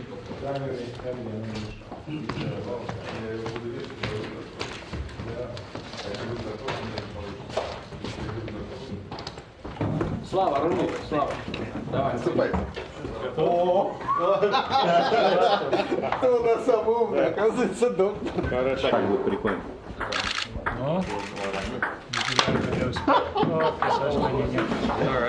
Это что такое? Но может быть он это лучше. Потому что ничего, да. Оно само собой иногда сталкивается, когда собираемся за столом.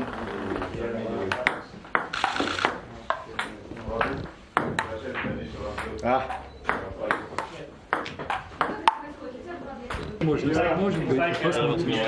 Я не русский, я канадец, но посмотрим, может быть. Yes, you've been here in summer as the backup crew members, and now you're here in winter getting ready to fly. How does the feeling compare? Первый раз за 2 недели. The preparation for flying in space is excellent here in Baikonur. It's a long traditional process, and I think it does a really good job of getting the crews in a good physical and mental state to fly.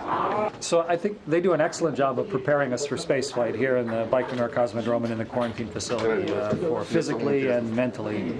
I think life is easier in summer. We could spend more time outside. You can go for runs outside, and I know that we're going to miss running in the street when we've been on board the space station running on the treadmills for 5 months. But either way, it's a nice, very well thought out and comfortable way to get ready for space flight. Yeah, a little bit of isolation, but that's what we're headed for anyway, so it's a good way to start practicing those things. And actually the backup flow really prepares you well for this prime flow through the quarantine period. You know what you can do, can't do, and what you need to bring with you next time. It's a really good idea.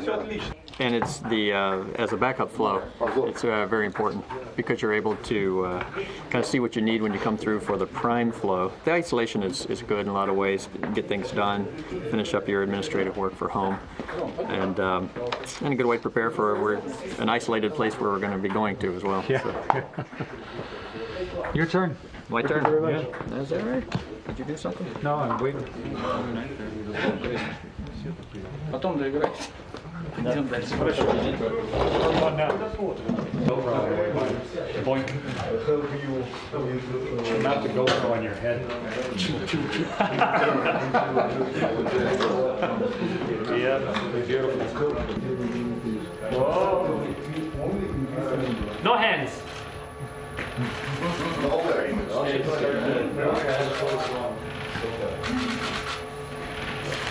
I used to love it as a kid.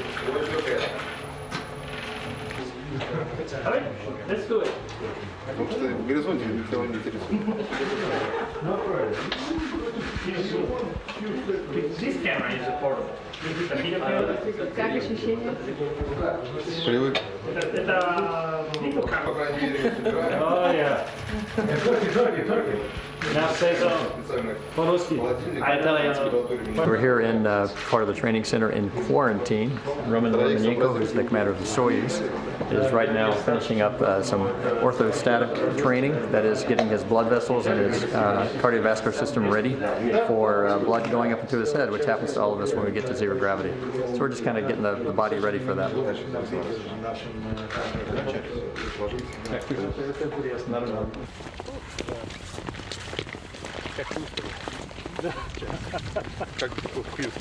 Here, for our friend. All right. You have your gloves?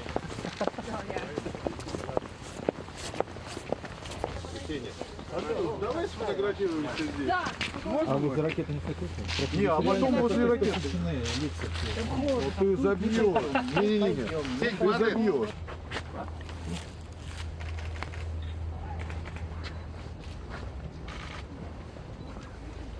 Сейчас без куртки. Давай. А на станции есть ощущение того, что зима или лето? Do you feel seasons on board the station? Can it be cold, hot, or do you understand only from looking on the ground? But, well, we see it always. Sometimes in some places it's hot, in some places it's cold. We can see it on the Earth, but on board the station you can't feel anything. It's always very comfortable. The temperature is moderate, and all we need is just a pair of shorts and a t-shirt. There is summer and winter, but not on the station. That's why the crew members try to leave in winter. What do you miss in most of all? the sun or the snow? I think most of all I'll miss sun on the beach. But I do love snowboarding as well, and I do miss it because I couldn't snowboard at least a year before the mission. Yeah, at least a year before the mission you are not allowed to. The Expedition 34-35 crew, Roman and Tom and myself here at the Baikonur Cosmodrome. We are how many days from launch? 6 days from launch. It's a beautiful cold winter's day. Our rocket ship is almost ready, and we are almost ready.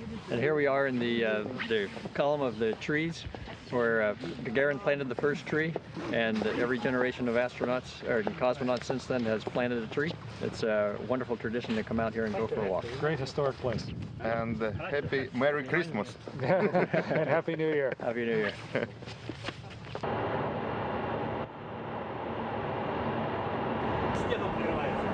Здесь проходит? Да, пойдем.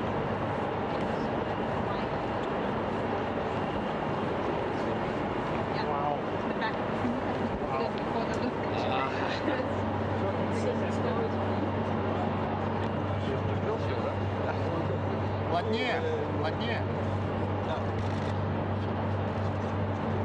Теперь да, втроем. Федор Николаевич. Ребята, подойдите.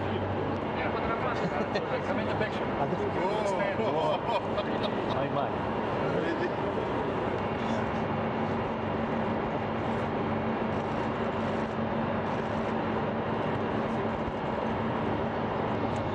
I've been a pilot for my whole life, a fighter pilot and a test pilot. Been an astronaut for 20 years, and there is nothing like standing next to your aerospace vehicle. Standing next to this rocket ship, looking truly at how it works, looking at the business end of a Soyuz rocket. It's a feeling like no other. We're going to launch soon.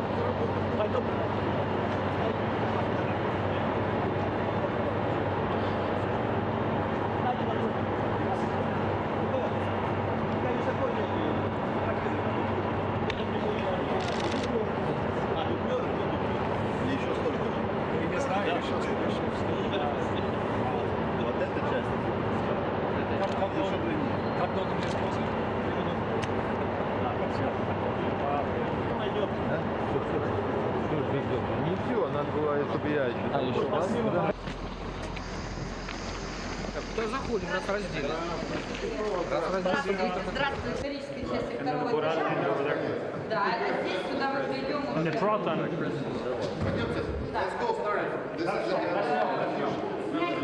руки, вешалочка, пожалуйста.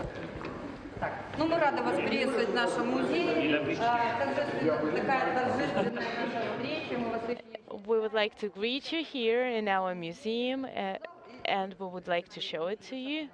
Я прошу, пожалуйста. Настолько был впечатлен. He was so impressed, and although this record should not have been done and the page was torn out, but the historic truth prevailed and it was put back in, but the recording here about Yuri Alexeyevich Gagarin to space remained.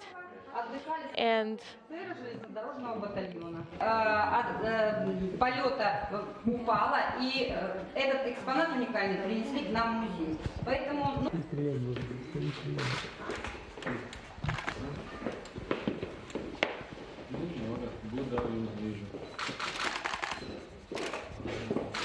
Когда успели?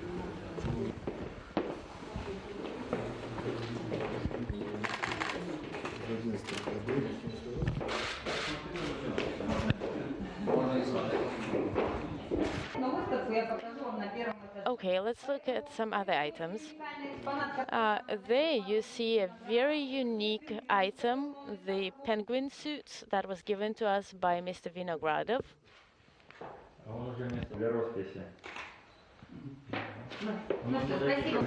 Thank you. Kind of tradition for the members going on their missions from Baikonur. What other traditions are you going to follow on your way to the launch pad? While we're waiting for launch? Well, we've accomplished most of them up to this point. Let's see, what do we have left? We're going to be meeting, there's just a few on launch day that are very significant, very special. And we'll be meeting with the administrators in a room, and our spouses get to be there. It's a very quiet, silent time. As you may know, Russians, before they go on a trip, they take a seat, they have a quiet few moments just thinking about the trip, and we're all going to do that as well. It's a very meaningful time with all the administrators to sit for just a moment and have a quiet moment. We'll then pass out into walk out into the walkway, sign the doors of our rooms as they've been doing in the past in the Cosmonaut Hotel, and have a blessing from a priest, as well as we're on our way out the door. And I guess the final one is when we say goodbye to our backup crew, when they are no longer officially our backup, and we are going to be going into space, and that's when we take the elevator up to the top of the rocket. That'll be really special. Well, good luck to you. Thank you very much. Good luck on the launch and the mission. I appreciate it. Thanks.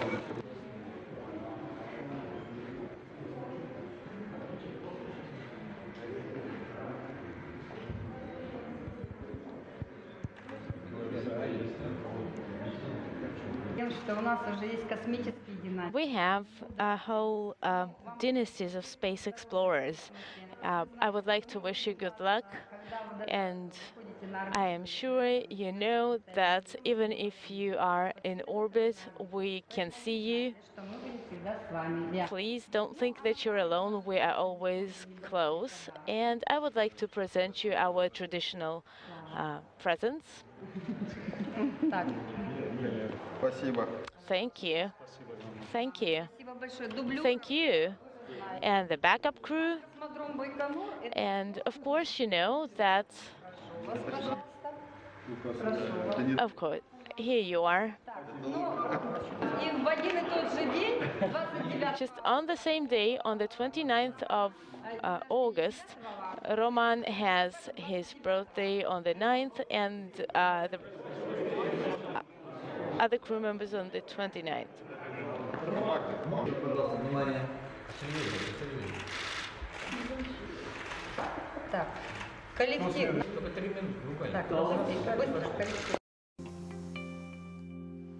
The life of an astronaut or a cosmonaut is extremely varied and complex, and part of it is during a space flight is re-entering into the atmosphere. And as you come into the air and it slows you down, you can have a force that is many times the normal force of gravity on your body. 4 times is a typical level, but it can easily be 8 times or even more. 8 times your own weight pushing you down. And you need to be able to understand how that feels on your body and whether you're going to be able to work in that environment. And this centrifuge here is, I think, the largest human-rated centrifuge in the world. It's 18 meters. It can put 18 times the force of gravity on your body, something that's very uncomfortable. But typically with the Soyuz, we don't pull more than 8 or 9 maximum, and so that's what we fly in the centrifuge. And when I was a CF-18 pilot, a fighter pilot, when we pull back on the stick, you could get 8 or 9 times the force of gravity. And so I've ridden in centrifuges before, but the purpose of this one is to truly understand and be ready for the environment that we're going to see when we return to the Earth from space.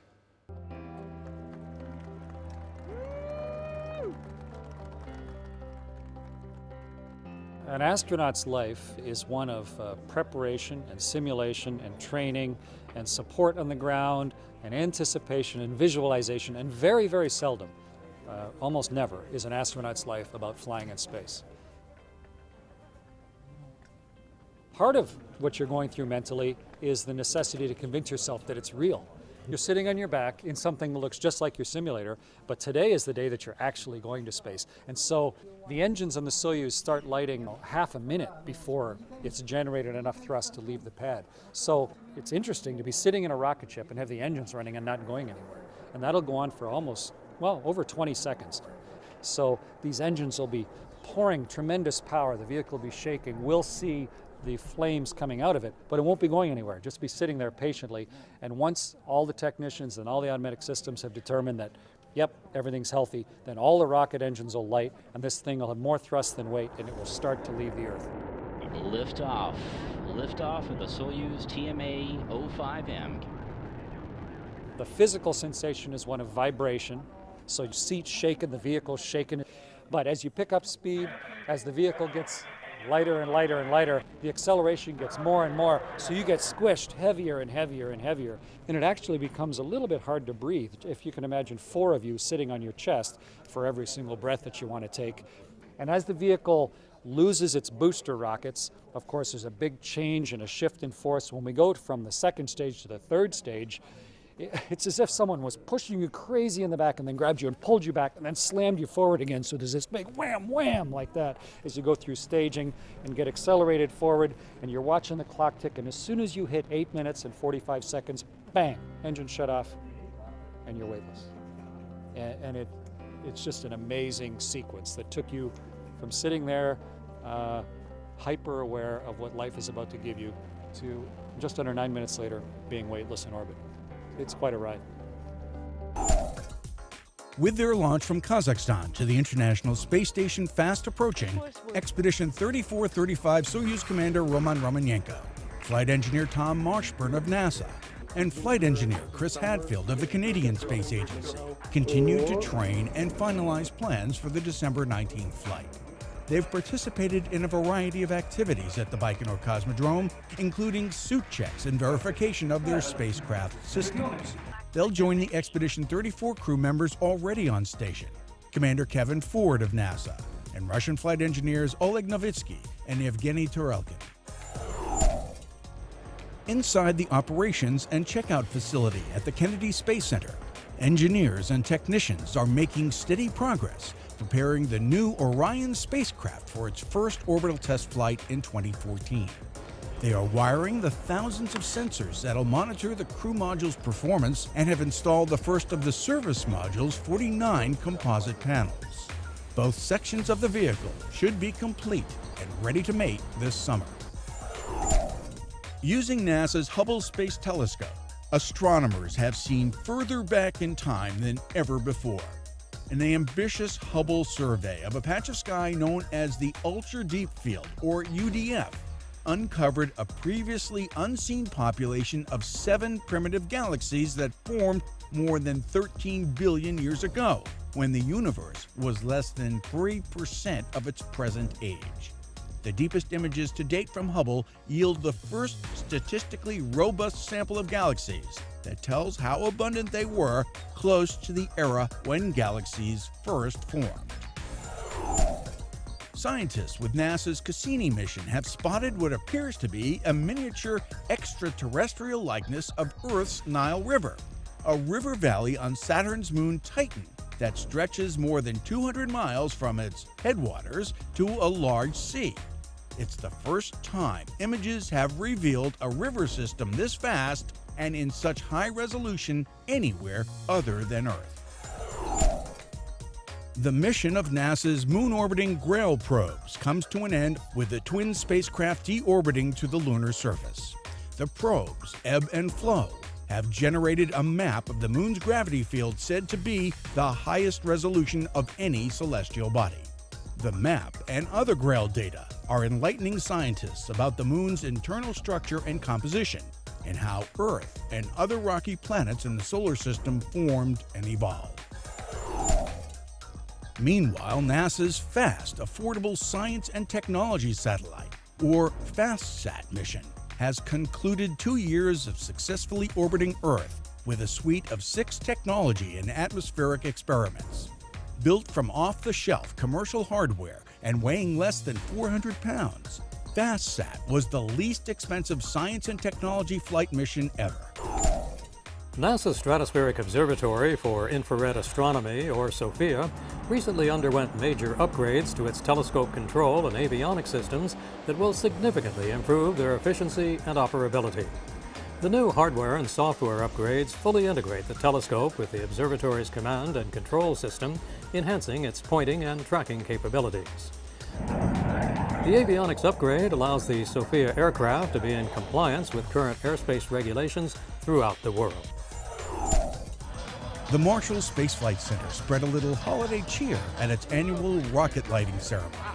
NASA employees and their families joined at Marshall's Rocket Park with those from U.S. Army organizations on Redstone Arsenal to celebrate the season. Holiday songs were performed by youngsters from the Marshall Child Development Center everyone helped with the countdown to lighting the Saturn I.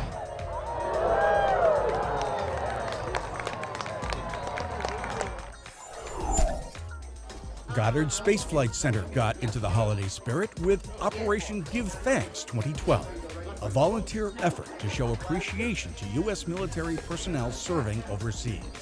For the second consecutive year, volunteers assembled care packages of donated comfort items, such as cookies, candy, and personal hygiene products, and direct shipped them to personnel serving in combat zones. December 14th marks the 50-year anniversary of the Mariner 2's flyby of the planet Venus, making the spacecraft the first to successfully encounter another planet. Traveling about 22,000 miles above Venus's surface, Mariner 2 took scans with infrared and microwave radiometers that revealed the planet's cool clouds and extremely hot surface.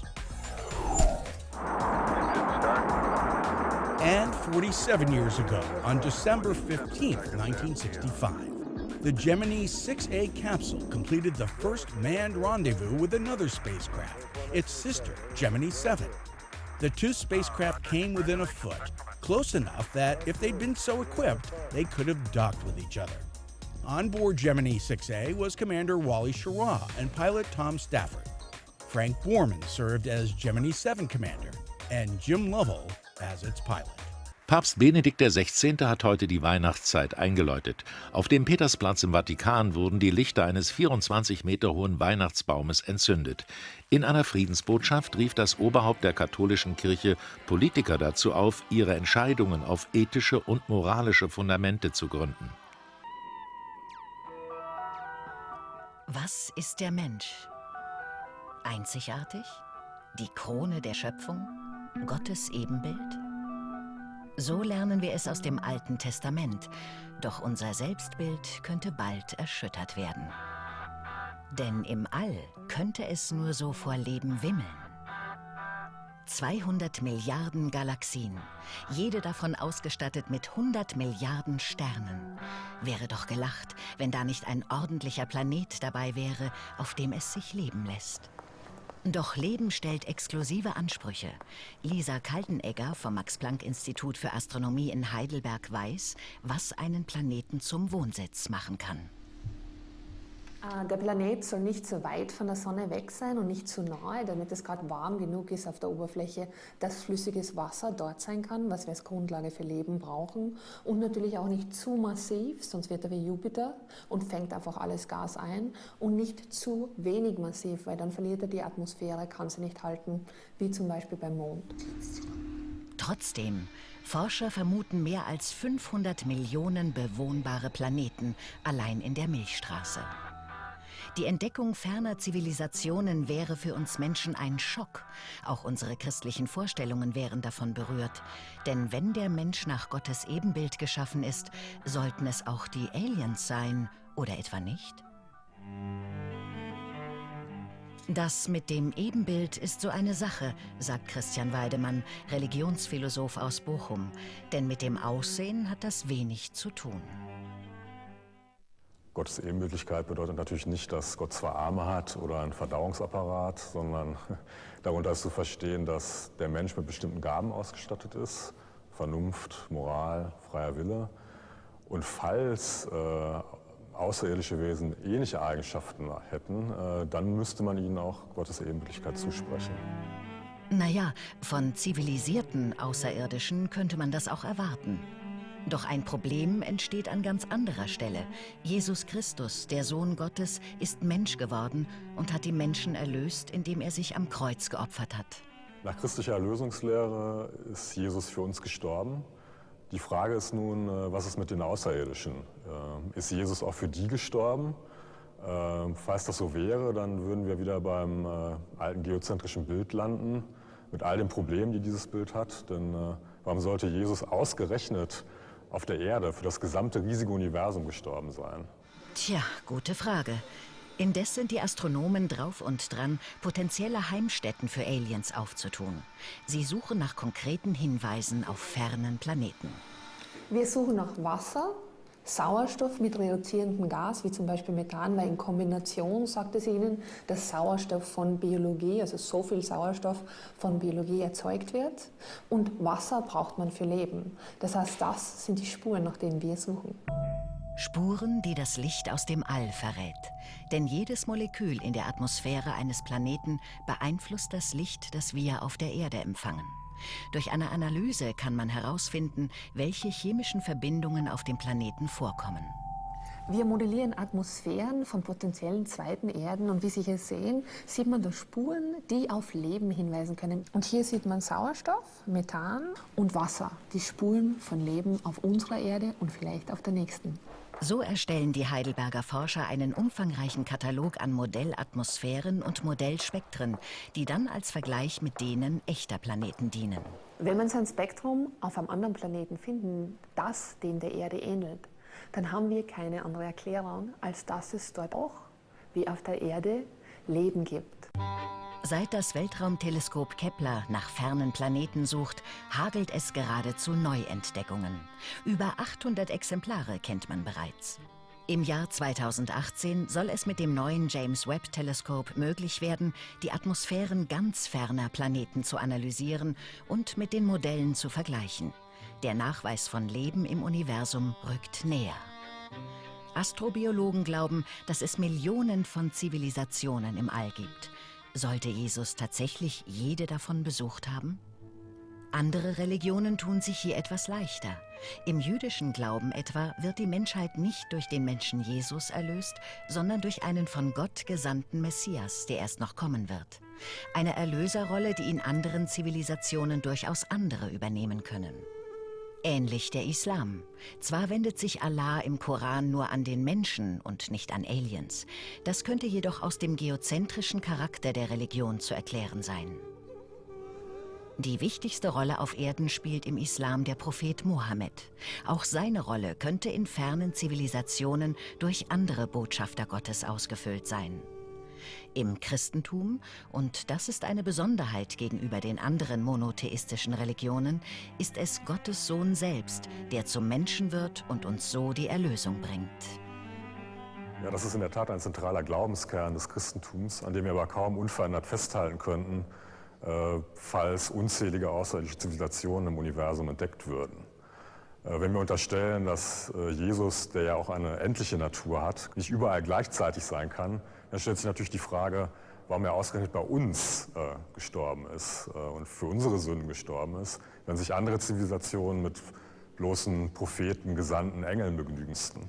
Die einzige Alternative wäre, dass Jesus in einer Art Planet-Hopping von einer Zivilisation zur nächsten wandert, um sich immer wieder aufs Neue zu opfern. Ein grotesker Gedanke. Christian Weidemann zieht eine radikale Konsequenz. Ich denke, dass in dem Augenblick, wo wir von der Existenz intelligenter Außerirdischer erführen, die christliche Erlösungslehre grundlegend überdacht und modifiziert werden müsste. Damit würden die Außerirdischen einen Kern des christlichen Glaubens aus den Angeln heben. Doch einen Trost gibt es für die Gläubigen. Noch halten sich die Aliens versteckt, dem Herrn sei Dank.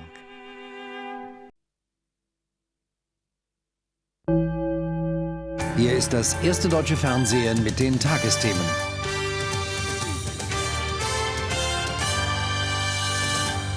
Schwer bewaffnete Sicherheitskräfte stürmen ein Gebäude einer Grundschule im Bundesstaat Connecticut in den USA. Ein Amokläufer hatte am frühen Morgen dort mehr als 20 Menschen, darunter viele Kinder, erschossen. Der Schütze wurde von der Polizei tot im Schulgebäude aufgefunden. Guten Abend, meine Damen und Herren. Bisher wurden 27 Tote gefunden, davon 18 Kinder, und der Schütze selbst ist auch tot. Die Bluttat ereignete sich in einer Grundschule in der Stadt Newtown, 2 Autostunden nordöstlich von New York. Nun, nach allem, was man weiß, ist der Täter ein 24 Jahre alter Mann. Er hatte 2 Waffen bei sich und seine Mutter soll Lehrerin an der Grundschule gewesen sein. Sie befindet sich offenbar auch unter den Toten. Ansonsten liegt aber vieles im Dunkeln, zum Beispiel das Motiv des Täters. Sein jüngerer Bruder wird von der Polizei verhört. Karin Dohr fasst alles zusammen und berichtet. Ein Albtraum ist wahr geworden in einem beschaulichen kleinen Städtchen, Newtown. An der Sandy Hook Grundschule haben 600 Kinder gerade ihren Tag begonnen. Da fallen Schüsse. Wir sind zur Wand gelaufen und haben uns dort hingehockt. Da kam ein Polizist reingelaufen und schrie, ist er hier drin? Dann ist er raus. Es hat jemand gerufen, bringt euch in Sicherheit. Wir haben uns dann in einem Schrank in der Turnhalle versteckt für eine Weile. Zeugen berichten telefonisch von entsetzlichen Szenen. 3 Leute sind in die Eingangshalle gelaufen, die Direktorin, der Stellvertreter und der Schulpsychologe. Und nur einer kam zurück, angeschossen. Er kroch am Boden zurück in den Raum.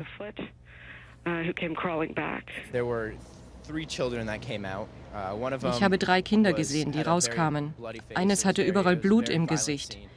Die anderen beiden lagen im Arm von Polizisten. Aber sie bewegten sich nicht und sie waren sehr blass. Dutzende Schüsse sollen gefallen sein. Der Täter geht von Raum zu Raum, zielt auf Schüler und Lehrer. Angeblich handelt es sich um einen Mann, Anfang 20. Seine Mutter war Lehrerin an der Schule. Auch sie soll tot sein, ebenso der Vater und ein Bruder.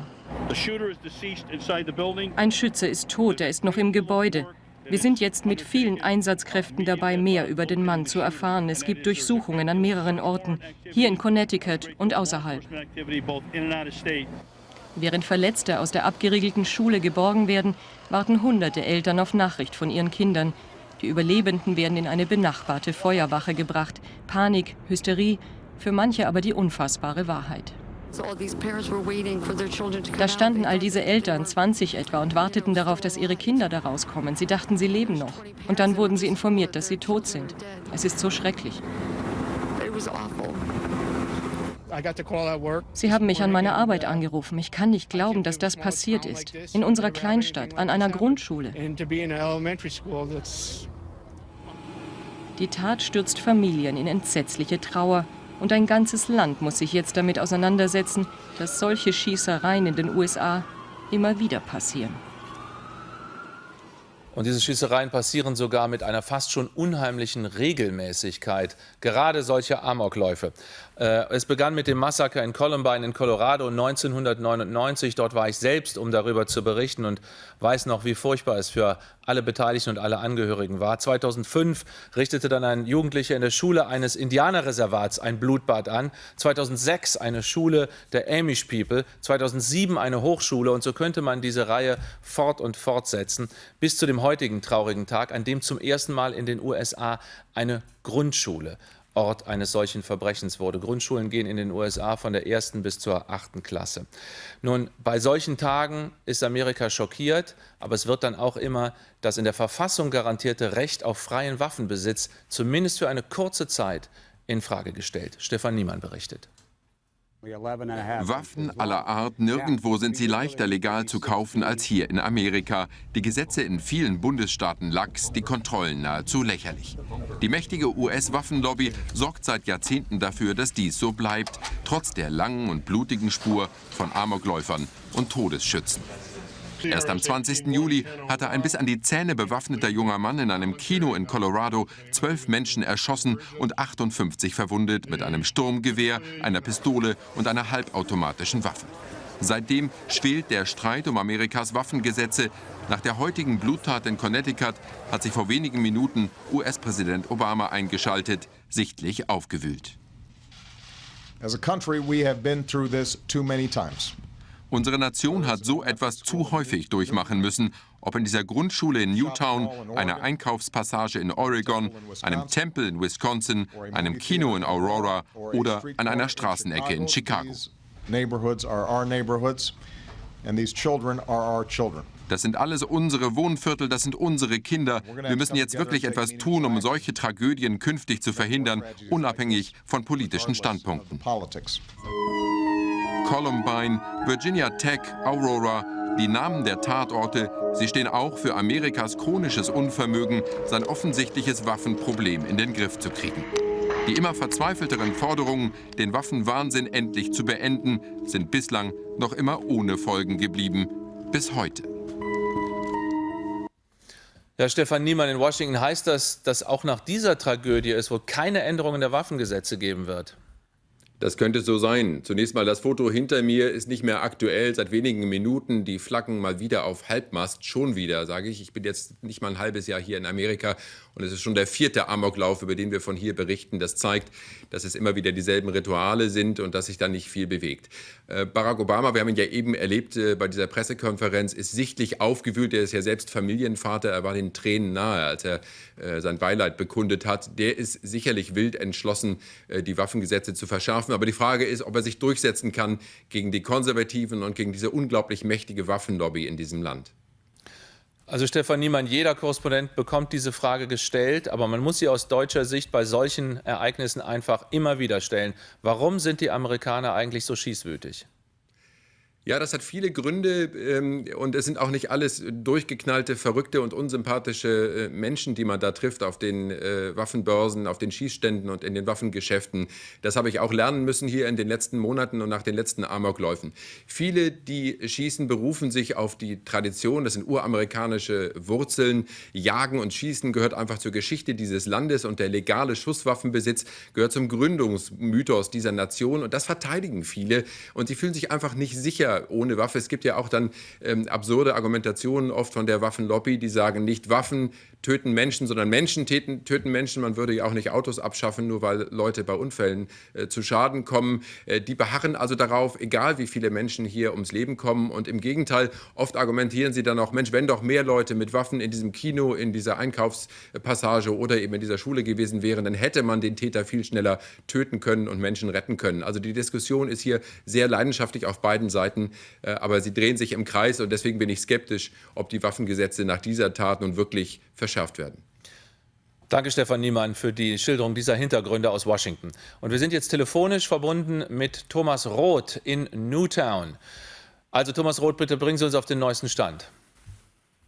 Also der neueste Stand, den hat die Polizei vor wenigen Minuten hier bekannt gegeben. Sie haben die ja lange zurückgehalten, mit Rücksicht auf die Angehörigen, auch was die Anzahl der Opfer angeht. Ich sage das mit aller Vorsicht, aber es scheint so zu sein, dass insgesamt 28 Tote sind, davon möglicherweise 20 Kinder. Der angebliche Täter, Ryan Lanza, soll um die 20 Jahre alt sein. Und es könnte sein, wenn die Fakten sich so zusammensetzen, wie das hier im Augenblick aussieht, dass es sich hier um einen familiären Amoklauf handelt. Die Mutter des mutmaßlichen Täters war hier Lehrerin an der Schule und er ist offenbar eingedrungen in die Schule. Er hat ihn dort gekannt, eben weil er der Sohn der Lehrerin war. Hat dann offenbar, ich sage das wie gesagt mit aller Vorsicht, das sind die Fakten, die im Moment sich so zusammensetzen, die Mutter erschossen und dann möglicherweise die Schulklasse oder einen großen Teil dieser Schüler, 18 sollen insgesamt umgekommen sein. Offenbar ist unter den Toten auch der Direktor der Schule. Also ein fürchterliches Blutbad, das hier stattgefunden hat. Es soll auch der Bruder des mutmaßlichen Täters, der in Hoboken bei New York lebt, das ist genau gegenüber von Manhattan, tot in einer Wohnung dort aufgefunden sein. Das weist also alles darauf hin, wie gesagt mit aller Vorsicht, dass es sich um ein Familiendrama gehandelt haben könnte, dem dann diese wahrscheinlich 18 bis zu 20 Kindern zum Opfer gefallen sind. Und das hier, wenn ich um mich schaue, in einem Teil des idyllischen Amerika, in dem wunderschönen Bundesstaat Connecticut und einer Stadt Newtown mit 27.000 Einwohnern, die wirklich ein Stück wie aus dem Bilderbuch geschnitten zu sein scheint. Die Straßen zum Teil vorweihnachtlich geschmückt. Also für die Menschen hier unfassbar, was hier geschehen ist. Thomas Roth, noch kurz, geht die Polizei von einem Einzeltäter aus oder könnte da vielleicht noch ein weiterer Schütze beteiligt gewesen und noch am Leben sein? Das Letztere scheint sich auszuschließen. Es hat eine Zeit lang geheißen, es könnte ein weiterer Täter noch vielleicht sogar unterwegs sein oder jedenfalls beteiligt gewesen sein. Im Augenblick ist davon nicht mehr die Rede.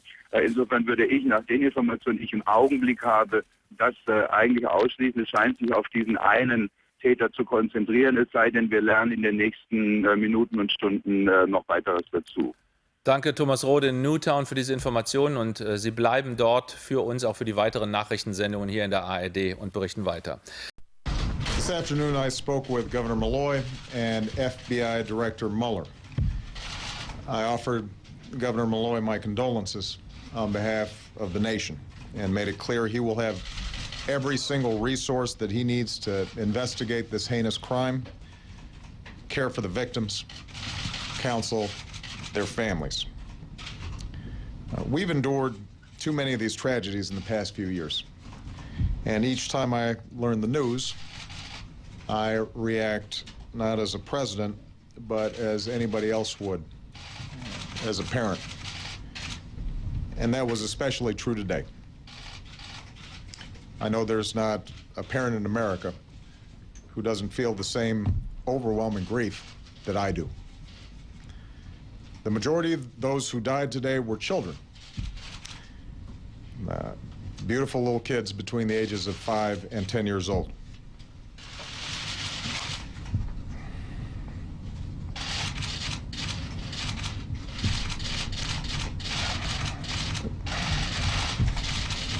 They had their entire lives ahead of them. Birthdays, graduations, weddings, kids of their own.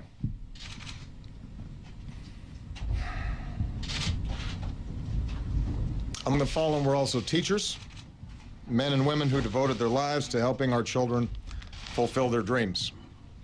So our hearts are broken today for the parents and grandparents, sisters and brothers of these little children, and for the families of the adults who were lost. Our hearts are broken for the parents of the survivors as well. For as blessed as they are to have their children home tonight, they know that their children's innocence has been torn away from them too early, and there are no words that will ease their pain. As a country, we have been through this too many times. Whether it's an elementary school in Newton or a shopping mall in Oregon or a temple in Wisconsin or a movie theater in Aurora or a street corner in Chicago, these neighborhoods are our neighborhoods, and these children are our children. And we're going to have to come together and take meaningful action to prevent more tragedies like this, regardless of the politics. This evening, Michelle and I will do what I know every parent in America will do, which is hug our children a little tighter, and we'll tell them that we love them, and we'll remind each other how deeply we love one another. But there are families in Connecticut who cannot do that tonight, and they need all of us right now. In the hard days to come, that community needs us to be at our best as Americans, and I will do everything in my power as president to help. Because while nothing can fill the space of a lost child or loved one, all of us can extend a hand to those in need, to remind them that we are there for them, that we are praying for them, that the love they felt for those they lost endures not just in their memories, but also in ours. May God bless the memory of the victims. And in the words of Scripture, heal the brokenhearted and bind up their wounds. Das Böse hat unsere Gemeinde besucht. Es ist eine schreckliche Zeit. Mit diesen Worten hat der Gouverneur des US-Bundesstaats Connecticut die Ereignisse von gestern zusammengefasst. Am Tag nach dem Amoklauf mit 27 Toten an der Grundschule von Newtown dauern die Untersuchungen des Tatorts noch an. Es ist Freitag, 9:30 am Morgen, als Adam Lancer an der Sandy Hook Grundschule in Newtown das Feuer eröffnet. Binnen weniger Minuten tötet er 26 Menschen und sich selbst. Unter Tränen und voller Angst bangen die Eltern vor der Schule stundenlang um ihre Kinder, die Schreckliches erlebt haben. Ich war in der Turnhalle. Dort hörte ich 7-mal Boom. Unser Lehrer sagte, wir sollen uns in die Ecke stellen, aber dieser dröhnende Lärm hörte gar nicht auf. Schwer bewaffnete Polizisten durchsuchen die nähere Umgebung nach möglichen Komplizen. Aber geschossen hat wohl nur einer, der 20-jährige Lancer. Begonnen hat das Massaker offenbar in diesem Haus. Hier tötet der junge Mann zuerst seine Mutter, dann fährt er mit ihrem Auto und ihren legalen Waffen in die Schule, in der sie unterrichtet hat. Dort soll er 100 Schüsse abgefeuert haben. Für Schüler und Lehrer beginnt ein Albtraum. Sie hatten Angst, der Amokläufer könnte durch die Türen schießen, erzählt diese Lehrerin. Ich habe meinen Schülern gesagt, wir müssen ganz, ganz leise sein. Wir müssen jetzt auf die Guten warten, die uns hier rausholen. In Newtown, wie im ganzen Land, Trauer. Flaggen auf Halbmast im Weißen Haus. US-Präsident Obama ist erschüttert. Selten hat man ihn so gesehen. Unsere Herzen sind heute gebrochen. Die meisten, die gestorben sind, waren Kinder. Sie hatten ihr ganzes Leben noch vor sich. Geburtstage, Schulabschlüsse, Hochzeiten und eigene Kinder. Das Motiv für die Tat ist noch unklar. Die Ermittler suchen vor allem im Umfeld des Amokläufers nach Erklärungen für diese Bluttat. Inzwischen äußern sich immer mehr Bekannte des Täters. Auch eine seiner Klassenkameradinnen hat sich nun zu Wort gemeldet. Er war sehr ruhig, nach innen gekehrt, aber auch nervös und unruhig, wenn du ihn direkt angeschaut hast. Ich glaube, er war nicht der Typ, der einfach auf andere zugeht und sich mit ihnen anfreundet, wie es eigentlich jeder in der Grund- und Mittelschule macht. Er wollte wohl lieber für sich sein.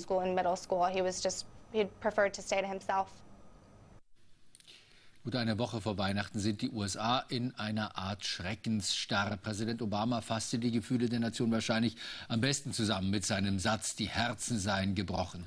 Die USA, die Trauer in den USA. Für sie ist die Tat unvorstellbar. Die Trauer und Fassungslosigkeit ist den Bewohnern von Newtown ins Gesicht geschrieben. Viele von ihnen haben bei dem Amoklauf Angehörige und Freunde verloren. In einem spontanen Gottesdienst gedachten sie der Opfer. Es ist Gewissheit, dass diese 20 Kinder jetzt im Himmel sind. Dabei waren sie noch so jung und unschuldig. Wir haben einem kleinen Jungen eben sagen müssen, dass seine Schwester gestorben ist. Und er meinte, mit wem soll ich jetzt spielen? Der Schock sitzt tief. Immer wieder umarmen sich die Besucher während der Predigt, stützen sich in dieser schlimmen Zeit. Das hätte unseren Kindern nie passieren dürfen. Sie waren so klein. Sie verstehen das doch nicht.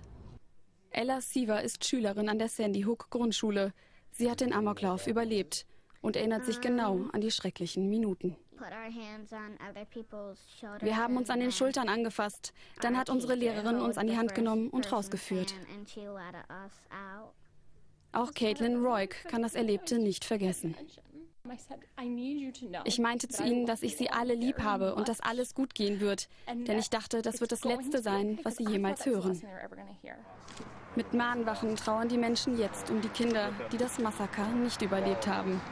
Sie spenden den Angehörigen Trost, so kurz vor Weihnachten ihre Kinder verloren haben. Zum Gedenken an die Toten hat US-Präsident Obama angeordnet, die Flaggen an allen öffentlichen Gebäuden auf Halbmast zu senken, sowie hier am Kapitol in Washington. Beileidsschreiben aus der ganzen Welt erreichen derweil die USA. Bundeskanzlerin Merkel beispielsweise schrieb, die Nachrichten aus Newtown machen mich tief traurig. Wieder einmal stehen wir voller Entsetzen vor einer Tat, die wir nicht begreifen können. UN-Chef Ban Ki-moon sagte, die Tat sei abscheulich und undenkbar. Und auch Königin Elisabeth von England kondolierte, sie sei tief geschockt und traurig. Nach dem Amoklauf im US-Bundesstaat Connecticut mit insgesamt 28 Toten sucht die Polizei noch immer nach dem Motiv des Täters. Bei einer Pressekonferenz wurde heute bekannt, dass sich der 20-Jährige den Zugang zu der Grundschule erzwungen hatte.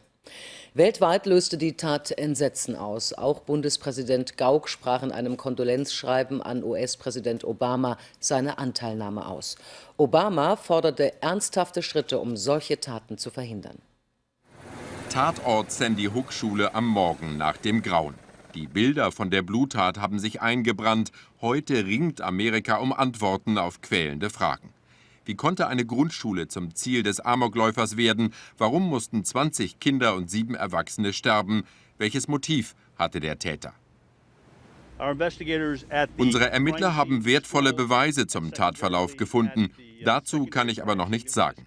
Fest steht, dass der Täter sich gewaltsam Zutritt zur verschlossenen Schule verschafft hat, also nicht hereingelassen wurde. US-Medien zeigen heute dieses Jugendfoto vom Täter. Vor seinem Überfall auf die Schule hatte der 20-Jährige gestern Morgen zu Hause seine Mutter erschossen. Alle 3 sichergestellten Waffen sollen legal gekauft und auf ihren Namen registriert worden sein, 2 Pistolen und ein halbautomatisches Gewehr. Im Fernsehen beschreibt eine ehemalige Klassenkameradin den Täter als Einzelgänger. Er war sehr still und blieb für sich. Er war auch ein wenig zappelig und unsicher, wenn man ihn nur ansah. Er war einfach nicht der Typ, der viele Freunde hatte in der Schule. Er war lieber allein. Sie bringen Blumen für die vielen Opfer, all die toten Mitschüler und Nachbarskinder. Amerika trauert mit den Menschen in Newtown. So our hearts are broken today. Unsere Herzen sind gebrochen. Wir fühlen mit den Eltern, den Großeltern und Geschwistern der Opfer. Wir müssen jetzt wirklich etwas tun, um solche Tragödien künftig zu verhindern, unabhängig von politischen Standpunkten. Der Präsident will die laxen Waffengesetze ins Visier nehmen, doch die mächtige Waffenlobby geht nach dem Amoklauf sogar in die Offensive. Es ist höchste Zeit, dass Amerika Schluss macht mit dem Waffenverbot an Schulen. Der Direktor, Lehrer, zufällig anwesende Eltern hätten zurückschießen können, wenn Waffen an dieser Schule erlaubt gewesen wären. Einmal mehr streitet Amerika darüber, was schwerer wiegt, das Recht auf Waffenbesitz oder die Forderung nach schärferen Gesetzen. Zur Situation nach dem Amoklauf jetzt live aus Newtown mein Kollege Thomas Roth. Susanne Daubner, ich war heute den ganzen Tag über in dieser kleinen Stadt unterwegs und ich glaube, es trifft immer noch das Wort zu Fassungslosigkeit. Die Menschen ringen darum, überhaupt auch nur zu akzeptieren, dass das geschehen ist und schon gar zu fragen, warum es geschehen ist. Antworten sind schwierig. Eltern versuchen es sich selbst zu erklären, versuchen es ihren Kindern irgendwie nahezubringen. Mein Eindruck war nach wie vor eine große Hilflosigkeit. Die Leichen der Opfer sind im Übrigen inzwischen nicht mehr in der Schule. Da waren sie die Nacht über. Die Polizei hatte dort noch Aufklärungsarbeit zu verrichten. Die Angehörigen der ganz unmittelbar betroffenen Familien, also derer, die Opfer zu beklagen haben, werden sicher abgeschirmt und die Presse hält sich jedenfalls bislang auch einigermaßen zurück, was das angeht. Es gibt aber auch schon erste Stimmen. Ich habe mit einem Großvater, der neben seinem Enkelkind stand, gesprochen, der sagte, wann hört das endlich auf, dass wir Konflikte mit Waffen austragen. Insgesamt ist mein Eindruck, dass aber die Gemeinde hier noch mehr mit ihrer Fassungslosigkeit und Trauer zu ringen hat, bevor es dann ein wirklich politischer Punkt möglicherweise werden wird. Und damit zurück zu Susanne Daubner. Mehr zum Thema finden Sie auf tagesschau.de, unter anderem einen ausführlichen Hintergrundbericht zum amerikanischen Waffenrecht. Nach dem Bombenfund am Bonner Hauptbahnhof ermittelt die Bundesanwaltschaft laut Spiegel inzwischen gegen mindestens 3 Verdächtige. Die Männer stammten aus dem salafistischen Umfeld. Nach Informationen des Westdeutschen Rundfunks kommt einer der Verdächtigen aus dem nordrhein-westfälischen Langenfeld. Er gelte als Verbindungsmann zum Terrornetzwerk Al-Qaida. Die Frankfurter Allgemeine Sonntagszeitung berichtet, die Sicherheitsbehörden hätten auch den dunkelhäutigen Mann identifiziert, nach dem per Phantombild gesucht wird. Er soll zur Bonner Islamistenszene gehören. Die Bundesanwaltschaft wollte sich heute nicht äußern. In Ägypten ist das Referendum über eine neue Verfassung mit hoher Beteiligung gestartet. In der ersten Runde stimmen zunächst die Wahlberechtigten in Kairo und den anderen großen Städten über den umstrittenen Entwurf ab. Kritiker befürchten, dass mit der neuen Verfassung die Islamisierung der Gesellschaft vorangetrieben wird. In einer Woche wird in den übrigen Landesteilen gewählt. Der Andrang vor den Wahllokalen war groß. So groß, dass sie länger offen blieben als ursprünglich geplant. Die Ägypter stimmen heute und am nächsten Samstag ab über eine Verfassung, die fast ausschließlich von Islamisten geschrieben wurde. Entsprechend stark ist der Entwurf religiös geprägt. Ein klares Bekenntnis zur Gleichstellung von Mann und Frau fehlt zum Beispiel. Ich bin sicher, dass der Verfassung zugestimmt wird. Die Muslimbrüder benutzen die Religion und die Mehrheit sind fromme Menschen, die sich von so etwas beeindrucken lassen. Über Wahlfälschungen in großem Stil gibt es bislang noch keine Berichte. Aus einigen Provinzen werden Zwischenfälle gemeldet. Nicht überall hat es genügend Richter zur Aufsicht gegeben. In einigen gab es überhaupt keine Richter. Dort wurden sie durch andere Personen ersetzt oder das Wahllokal wurde ganz einfach geschlossen. Und die Wähler konnten nicht abstimmen. Die Morsi-Gegner hatten im letzten Augenblick beschlossen, nicht zu boykottieren. sondern aufzurufen, mit Nein zu stimmen. Wenn Ja gewinnt, dann wollen diese Gegner den Tahrirplatz weiter besetzen. Wem diese hohe Wahlbeteiligung nutzt, den Gegnern oder den Befürwortern der Verfassung, das lässt sich im Augenblick nicht sagen. Sie zeigt aber, die Ägypter nehmen das Referendum sehr ernst und sind nicht politikverdrossen, trotz der Auseinandersetzungen der letzten Wochen. Bei Protesten gegen die Regierung Putin sind in mehreren russischen Städten insgesamt mehr als 60 Menschen festgenommen worden. Allein in Moskau beteiligten sich Tausende an einem nicht genehmigten Marsch für die Freiheit und forderten politische Reformen. Unter den Festgenommenen sind der Blogger Nawalny und der Chef der oppositionellen linken Front Udalzow. Sie wurden wegen Verstoßes gegen das Versammlungsrecht abgeführt. Die Stadt Hamburg will die umstrittene Elbphilharmonie mit dem Baukonzern Hochtief zu Ende bauen, trotz Mehrkosten und Zeitverzögerung. Das teilte Bürgermeister Scholz nach einer Sondersitzung des Senats mit. Für die Stadt bedeutet das zusätzliche Ausgaben von 198 Millionen Euro. Hochtief habe sich im Gegenzug verpflichtet, sämtliche Risiken zu übernehmen und auf darüber hinausgehende Forderungen zu verzichten. Sie ist ein einzigartiger Bau, die Hamburger Elbphilharmonie. Ein exklusives Konzerthaus soll sie werden, ein Aushängeschild für den Norden. Doch zuletzt hat Hochtief fast ein Jahr lang nicht gebaut. Die Stadt hat lange überlegt, zu kündigen und selbst weiterzubauen. Das wäre etwa gleich teuer. Auch deshalb will sie nun ein deutlich nachgebessertes Angebot von Hochtief annehmen. Wir haben den Vorteil, dass wir, wenn es denn wasserdicht formuliert ist, einen Vertrag bekommen, bei dem wir keine Risiken aus der Bautätigkeit, keine Kostenrisiken haben und auch die Frage, wann wird das fertig, nicht selber zu verantworten haben. Etwa 6 Jahre später als geplant, im Sommer 2016, soll die Elbphilharmonie übergeben werden. Die Gesamtkosten für die Steuerzahler steigen von Anfang 77 Millionen Euro auf 575 Millionen Euro. Ein teurer Bau, auch für Hochtief. Wir übernehmen hier sehr viel Verantwortung. Wir sponsern das Projekt, das kostet uns Geld, wir verdienen damit nichts. Wir übernehmen Garantien. In gut 2 Monaten sollen die Verträge ausformuliert sein. Sollte das noch ins Wanken kommen, will die Stadt ohne weitere Verhandlungen alleine weiterbauen.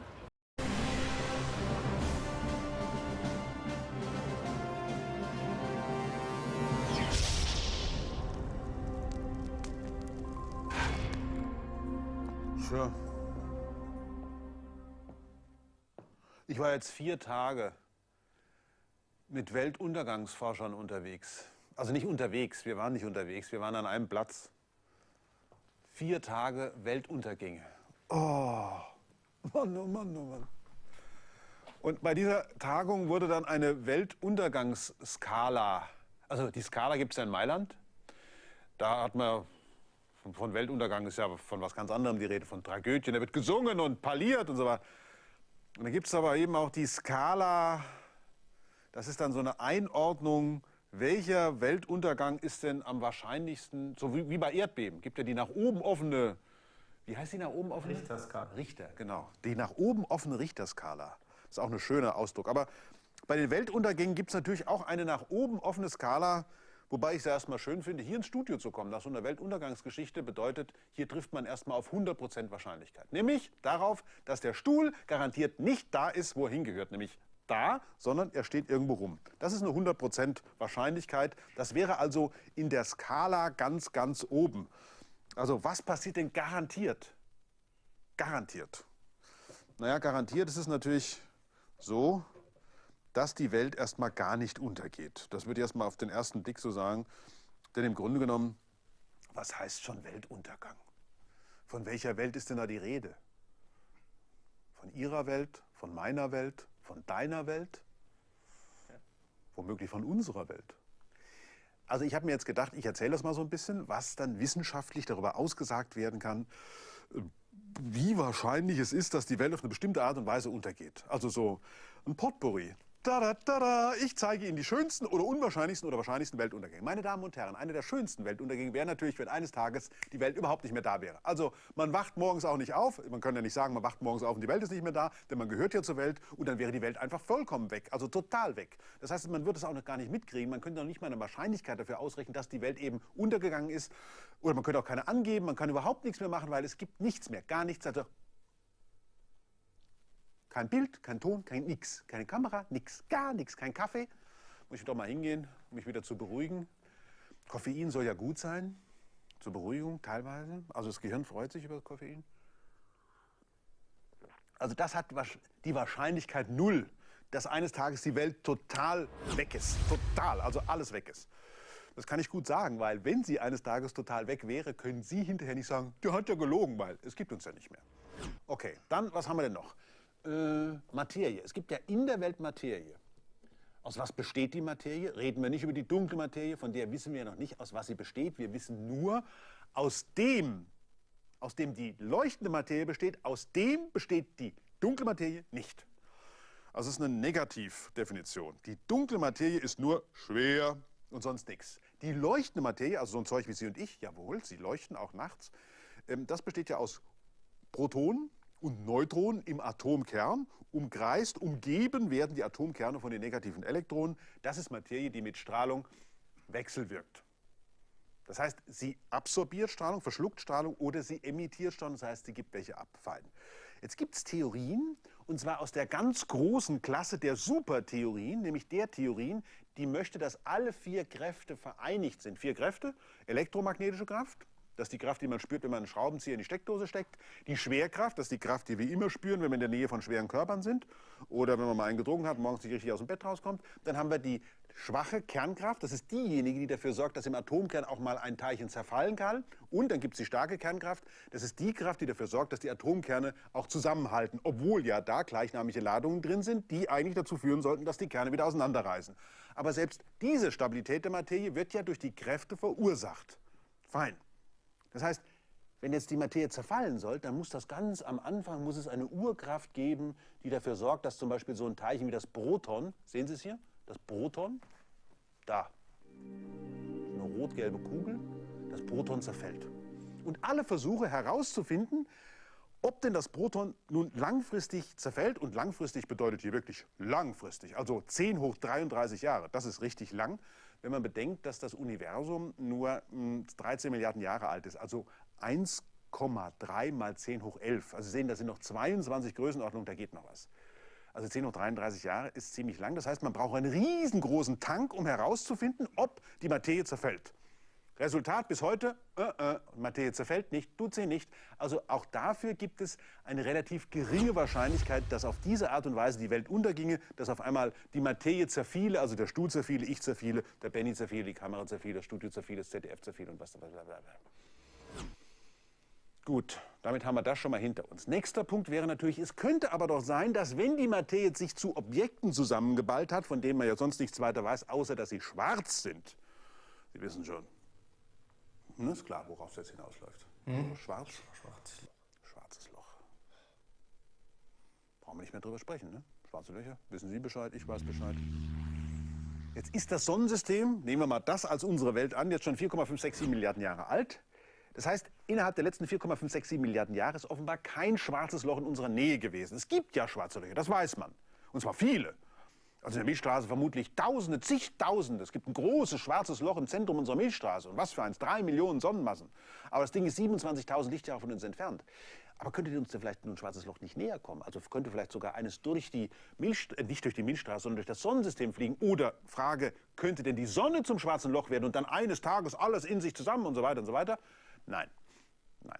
Nein, brauchen wir uns keine Gedanken zu machen. Schwarze Löcher, also stellare schwarze Löcher, sind das Endprodukt eines großen Sterns, 25 Sonnenmassen. Und solche großen Sterne, die leben nur kurz wenige Millionen Jahre. Und wir können in unserer Umgebung gucken, gibt es hier irgendwo einen Stern, der zum schwarzen Loch werden könnte? Nein. Ist eigentlich ganz schön. Wahrscheinlichkeit scheint ja dann eher 0 zu sein, also dass eins durch unser Sonnensystem flüge. Aber es könnte ja sein, dass es schwarze Löcher gibt, die irgendwo ganz anders entstanden sind in der Milchstraße und seitdem quasi wie so Einzelgänger, so einsame Wölfe durch die Milchstraße ziehen.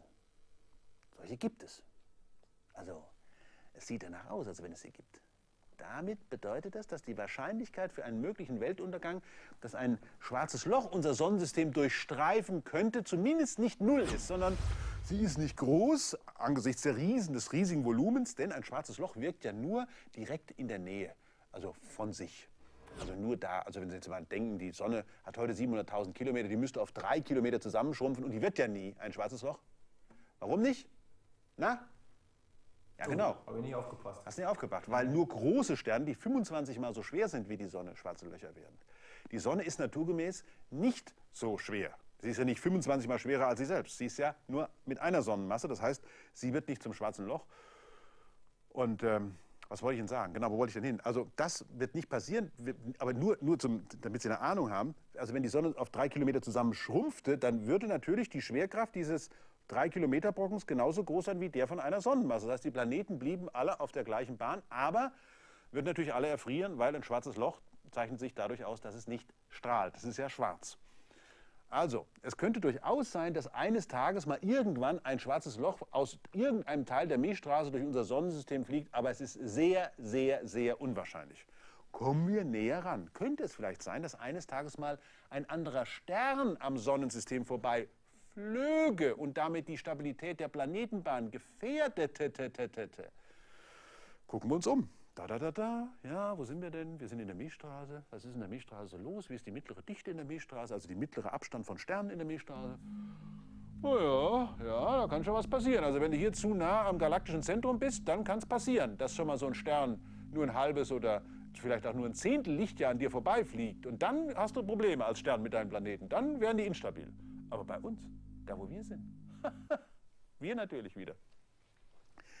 Benny, du wirst es nicht glauben, wir sind in einer der langweiligsten Teilen der Milchstraßen. Der Abstand zum nächsten Stern sind ja 4 Lichtjahre und bis bei uns mal einer vorbeikommt, das kann man vergessen. Ja, wirklich. Das kann man vergessen. Also die Sterndichte bei uns ist so niedrig, dass also bei uns nie was passiert. Also es kann mal, ja, also es kann mal, aber die Wahrscheinlichkeit mag höher sein, als dass uns ein schwarzes Loch durchkreuzt, aber es ist im Grunde genommen immer noch im Bereich, kannst du eigentlich vergessen. Ja? Schön, das ist doch schön. Aber was natürlich passieren kann, ist, wenn mal so ein Apparat, sagen wir mal, in einem Lichtjahr oder 2 bei uns vorbei flöge, er muss schon näher vorbeifliegen, damit er die Planeten aus seinen Bahnen nicht rauswirft, aber die Bahnen der Planeten stört. Aber in 1, 2 Lichtjahren Entfernung, da würde er zwar die Planetenbahn nicht stören, aber er würde die sogenannte Oortsche Wolke stören. Und diese Oortsche Wolke, das sind ja Gesteinstrümmer. Und wenn dann so eine Masse von einem Stern vorbeiflöge, dann würden natürlich viele dieser Gesteinstrümmer aus ihren Bahnen geschleudert und würden dann langsam ins Innere des Sonnensystems eindringen. Und dann kommen wir natürlich an die wahrscheinlicheren Weltuntergangsszenarien. Nämlich, Meteoriteneinschlag. Genau. Der Mann denkt ja mit. Ist ja die Sendung, wo der kam. Ja, doch. Ja. Also Meteoriten, Asteroiden, große Brocken, die von außen ins Sonnensystem eindringen und dann auch schon mal einen treffen. Ich meine, wir haben ja sowieso viel davon, dass die Urerde von solchen Brocken getroffen worden ist. Die haben erst das Wasser auf die Erde gebracht. Aber wenn dann das Leben mal entstanden ist, vor allen Dingen, wenn es anfängt, zum Beispiel Fernsehen zu produzieren, dann möchte es ja nicht mehr durch Asteroiden gestört werden. Stellen Sie sich mal vor, es würde jetzt hier zu so einem Einschlag kommen. Dann wäre das Programm zu Ende. Ja. Wollen Sie das? Natürlich wollen Sie das nicht. Also wird jetzt nicht die Welt untergehen, aber wenn ein großer Einschlag käme, also ein richtig dicker Brocken wie damals vor 65 Millionen Jahren, das wäre natürlich auch das Ende des öffentlich-rechtlichen Fernsehens, möglicherweise.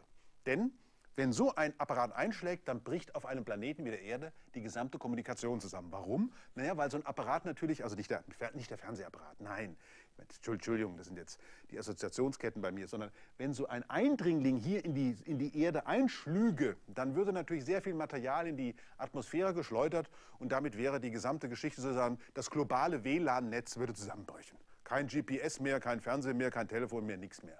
Man wäre auf sich selber angewiesen und auf seine direkte Umwelt. Es würde sehr kalt werden, es wäre eine Katastrophe. Und das ist durchaus nicht unwahrscheinlich. Vor 65 Millionen Jahren hat es geknallt, da ist es auch schon mal passiert. Es ist auch vor 35, 36 Millionen Jahren schon mal passiert, nur hat es keiner richtig mitgekriegt. Gut, die Dinosaurier waren schon ausgestorben. Aber in Sibirien ist so ein Apparat eingeschlagen, der war so 8, 9 Kilometer groß. Aber offenbar waren die globalen Störungen nicht so besonders dramatisch.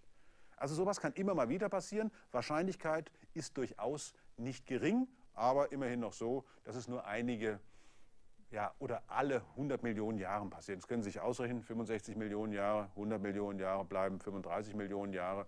Oder wenn wir den letzten großen Einschlag nehmen vor 36 Millionen Jahren, also 100 Millionen minus 36 ist 64 Millionen Jahre, da haben wir noch was vor uns. Denn die großen Brocken, das ist ja das Schöne, vor denen kann man sich ja schützen, denn die kann man auch früh genug entdecken. Damit kann man auch was machen, die irgendwie davon abzuhalten, bei uns einzuschlagen. Und wenn es mit Bruce Willis ist. Also das ist schon nicht so ganz unwahrscheinlich, aber auch nicht wirklich schlimm. Na gut, jetzt wird es natürlich, dann kommen wir langsam zu uns selber. Planetensystem ist ziemlich stabil, das wissen wir, okay. Was könnte auf unserem Planeten passieren? So eine Zivilisation wie wir könnten uns natürlich ausrotten durch einen Atomkrieg, durch irgendwelche Seuchen, die wir selber verursacht haben, oder die Natur produziert irgendwelche Viren oder Bakterien, die uns killen. Das wäre natürlich für uns dann auch der Weltuntergang. Das wäre auch nicht schön. Überhaupt die Verseuchung der Umwelt könnte eine Katastrophe werden. Überhaupt die ganze Auseinandersetzung, wie wir unseren Planeten behandeln, könnte langfristig, Sie merken schon, wie ich mich echauffiere, langfristig zu einem Weltuntergang führen, weil nämlich dann die verwundbare Zivilisation, die verwundbare globalisierte Zivilisation zwangsläufig die Fundamente ihres eigenen Daseins derartig beschädigt hat, dass am Ende nichts mehr übrig bleibt. Das könnte natürlich sein. Die Wahrscheinlichkeit dafür wage ich nicht wirklich zu benennen, aber ich würde sie als deutlich höher ansehen als der Einschlag eines Asteroiden oder irgendwelcher kosmischen Einflüsse. Also wir haben es in der Hand, ob aus diesem Planeten irgendwie eine heiße Hölle wird oder ob es weiterhin dieser wunderschöne funkelnde blaue Diamant bleibt, den die Astronauten zum Beispiel auf ihrer Reise zum Mond beobachtet haben, zum ersten Mal fotografiert haben und so beeindruckt waren, dass sie minutenlang gar nichts mehr gesagt haben. Wie die Apollo-8-Astronauten 1968. Ja, die Amerikaner waren auf dem Mond. Das muss jetzt nochmal gesagt werden. Also wir könnten durchaus unseren eigenen Weltuntergang verursachen. Auf der Erde gibt es allerdings immer auch noch die Möglichkeit, dass mal ein Supervulkan ausbricht. Vor 72.000 Jahren, denken Sie nur an den Toba, der ist da explodiert. Das kann immer mal wieder passieren, obwohl momentan scheint auch alles eher ruhig zu sein. Wenn es zu Vulkanausbrüchen kommt, dann sind es eher die kleinen Ausbrüche. So, wobei zum Beispiel ein, sagen wir mal, also für mich partieller Weltuntergang passieren könnte, wenn der Vesuv ausbricht. Waren Sie schon mal am Golf von Neapel? Es ist zum Niederknien. Leise niederknien und dem Herrgott laut Danke sagen. Es ist einer der schönsten Plätze der Welt, von Sorrent aus auf den Golf von Neapel zu blicken. Es ist, also, aber naja, da wird also zum Beispiel durchaus immer wieder spekuliert, der müsste eigentlich bald mal wieder ausbrechen, tut er aber nicht. Ja, und was haben wir denn auf der ganz hohen Skala? Was wird denn garantiert passieren? Und damit müssen wir natürlich aufhören dann. Als Astronom weiß man, die Sonne wird sich zum roten Riesen entwickeln. Das ist jetzt keine politische Äußerung, das ist ein Entwicklungsstadium eines sonnenähnlichen Sterns. Wenn der im Innern seines Zentrums Wasserstoff zu Helium verbrannt hat, dann wird das irgendwann mal zu Ende sein. Und dann wird der kollabieren, dieser Kern des Sterns. Um ihn herum wird das Gas aufgeheizt. Es wird zu einer Schale kommen, in dem Wasserstoff zu Helium verbrannt wird. Und dann breitet sich dieser Stern aus ins Universum, breitet sich aus, nimmt überhaupt keine Rücksicht mehr auf seine Planeten um ihn herum und wird dann alles verbrennen. Das sind noch 4,5 Milliarden Jahre bis dahin, aber das wird mit Sicherheit passieren. Und zwar mit der gleichen Sicherheit, mit der dieser Stuhl immer an irgendeiner anderen Stelle am Anfang der Sendung auftaucht. Also insofern, der rote Riese, das wird das Ende der Welt sein. Und wir müssen bis dahin irgendwie von hier wegkommen. Und ich hoffe nur, dass man dieses kleine Studio und alle Leute, die an dieser Sendung beteiligt sind, dann mitnehmen. Dann können wir nämlich auf einem anderen Planeten wieder mit Leshkosmos einfach weitermachen. Das wäre doch schön.